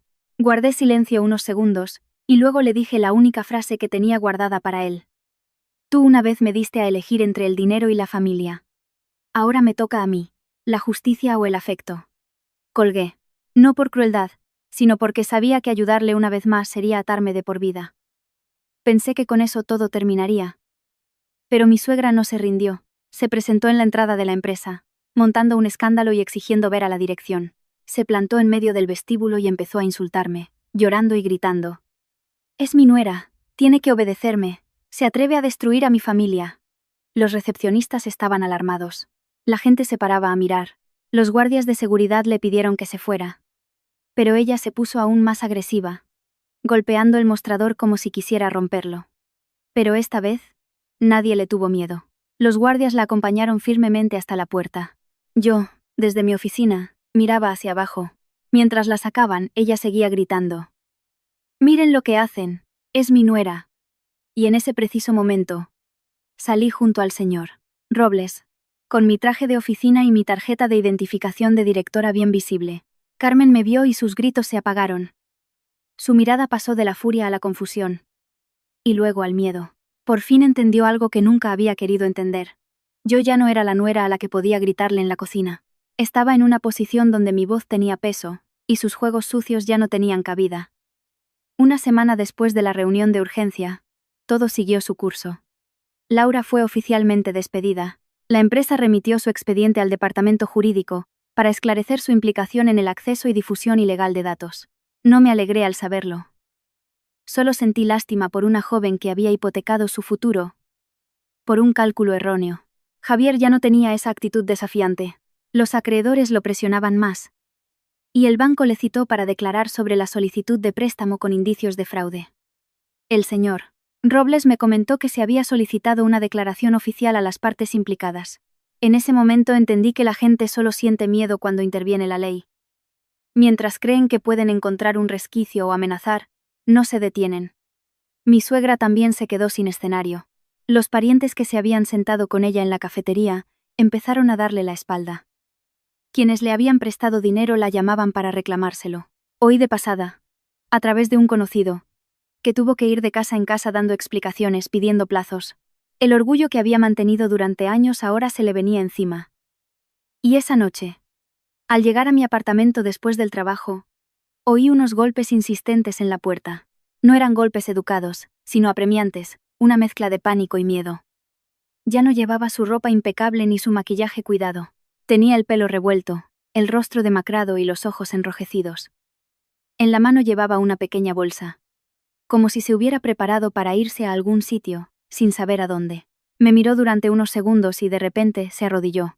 En ese momento, no sentí la satisfacción que muchos podrían imaginar. Solo vi a una mujer mayor, que me había humillado y presionado, arrodillada en mi puerta. Su voz se quebró. Hija mía, sé que me equivoqué. Perdóname. Ya no puedo más. Esa frase, hija mía, si hubiera sido antes, quizás me habría ablandado. Pero después de todo lo que había pasado, ya no era tan fácil conmoverme con una palabra. No la ayudé a levantarse, ni la regañé. Solo le hice una pregunta lenta y clara. ¿Pides perdón por quererme o porque ya no te quedan más salidas?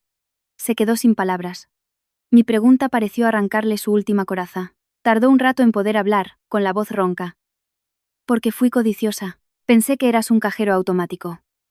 Creí que tenías miedo de perder tu puesto, de la mala fama, y que me obedecerías. Me equivoqué. Al oír eso, no sentí que hubiera ganado.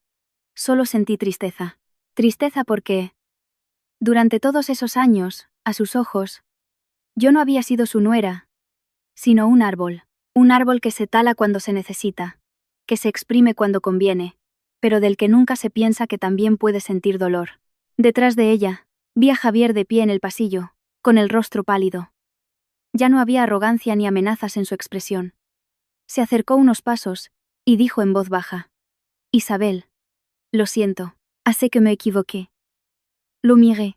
6 años de convivencia. Tantas veces esperando que me defendiera. Y ahora estaba allí. No para defenderme, sino para suplicar. Le pregunté, con una calma sorprendente. ¿Lo sientes porque me quieres, o porque tienes miedo? Javier bajó la cabeza, incapaz de responder de inmediato. Un momento después, susurró. Tengo miedo de perderlo todo. Miedo de ir a la cárcel. De quedarme sin nada. Al oírlo, mi corazón se quedó en calma. Un sentimiento que necesita el miedo para manifestarse ya llega demasiado tarde. Pero no quería venganza, ni hundir a nadie. Solo quería cerrar el capítulo de forma clara. Les dije muy lentamente. No voy a volver. Y no acepto reanudar ninguna relación. Pero firmaré una declaración confirmando que no tengo nada que ver con esas deudas. Para que todo quede claro. Cada uno es responsable de lo suyo. Miré directamente a mi suegra. No removeré más el pasado. Ni haré esto más grande.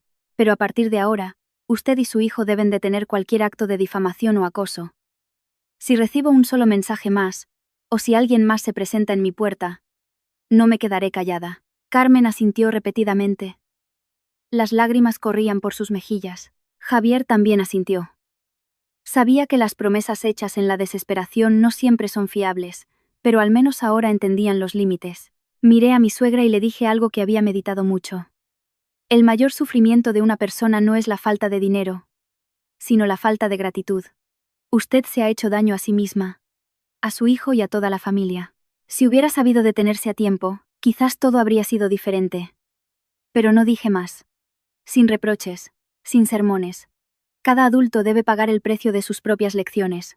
Mi suegra permaneció arrodillada unos segundos más. Retrocedí hacia el interior de mi apartamento y cerré la puerta suavemente. Sin portazos, sin rencor. Simplemente cerré un capítulo de mi vida que había ido demasiado lejos. Me apoyé en la puerta y me deslicé hasta el suelo, soltando un largo suspiro. El pequeño apartamento estaba en silencio. Sin insultos, sin amenazas, sin llamadas en mitad de la noche. Por primera vez en 6 años, sentí que ya no tenía que vivir a la defensiva, ni demostrar mi valía, ni sostener un hogar que se estaba cayendo a pedazos. Simplemente vivir, respirar y seguir adelante, con mis propios pies. Y la libertad, resultó, no era vencer a nadie. La libertad era ya no tener miedo de que nadie te controlara.